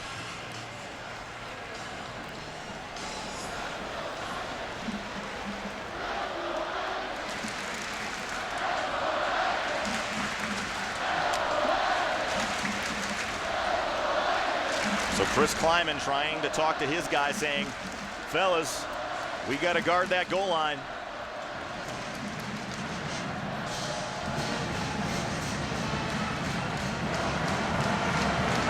Moving on the field. There's a backward pass. Caught by the offensive team. That second receiver went out of bounds at the 47-yard line. First down. The clock will start on the snap. Bison have a bunch of guys back, 5 DBs. Robbie Grimford's all the way back at the 7-yard line. And they will line them up. Yeah, Dempsey's about that far too. Both corners are about 45 yards deep as well. The whole middle of the field is UNI's if they want it. Bison try to bring pressure. Fountain sets up. He has time. Deep to the end zone. Batted away. North Dakota State has snuck away with their 26th straight home victory.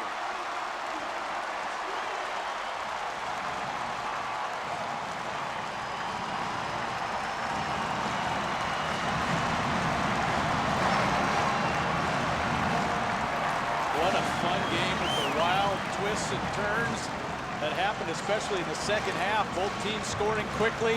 Bison taking the lead. And how about the gutsy performance by Darius Shepard? Only played a handful of snaps and made 2 huge touchdown catches. The last one to clinch the game for NDSU. Game is over. Boy, now the Bison have played 2 of the most difficult opponents to open the conference, and both wins. Put themselves setting in the best possible position, obviously, with those 2 wins, but over SDSU and now UNI. Chris Kleiman beats his alma mater here at the Fargo Dome in a classic. Beth Houle still waiting to catch word with Coach Kleiman, who's shaking hands with some of the UNI staff.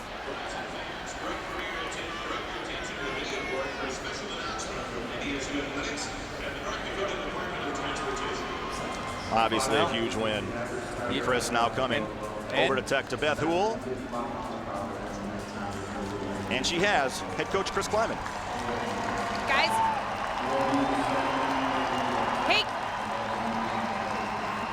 Hey guys, I've got Coach Kleiman here. Coach, how about that win? That might have been the best college football game I've been a part of. And we didn't play a flawless game, but our kids gave unbelievable effort. Hats off to both teams, those two dynamite football teams. The Fargo Dome won us this game.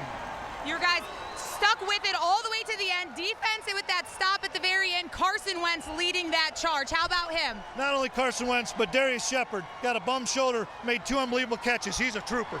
Thanks, Coach. Chris Kleiman is pumped, as are his entire staff and team. 31-28 the final from the Fargo Dome. We'll be back to wrap things up with our No Deck Mutual Insurance Player of the Game after this. Stay with us.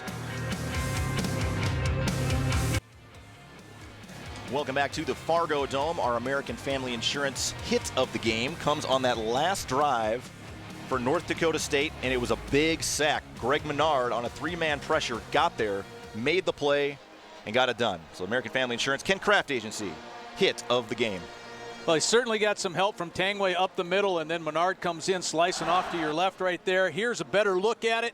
Tangway with the pressure up the middle. Menard gets there, and it forces the desperation at the end of the last play of the game. So certainly that hit helped set up the Bison to win the game. Excellent football games. We take a look now at our final stats, and these stats brought to you by the North Dakota Certified Seed Producers. And when you look at them, the time of possession I think will stand out to me. Only North Dakota State had the ball so long, but the big-time plays for UNI kept them in the football game, and 277 rushing yards for Northern Iowa today.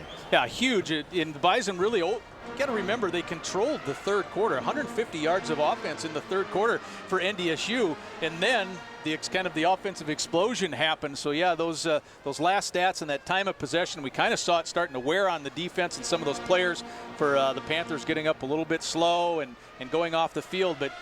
But yeah, when you win that time of possession, you often win the game. This time, the Bison had a big time of possession and a very, very close win. Well, they do win it. That's the bottom line. 476 in the total yard department for NDSU, 435 for Northern Iowa. LT and I will be back to wrap things up with our No Deck Mutual Insurance Player of the Game after this. Stay with us.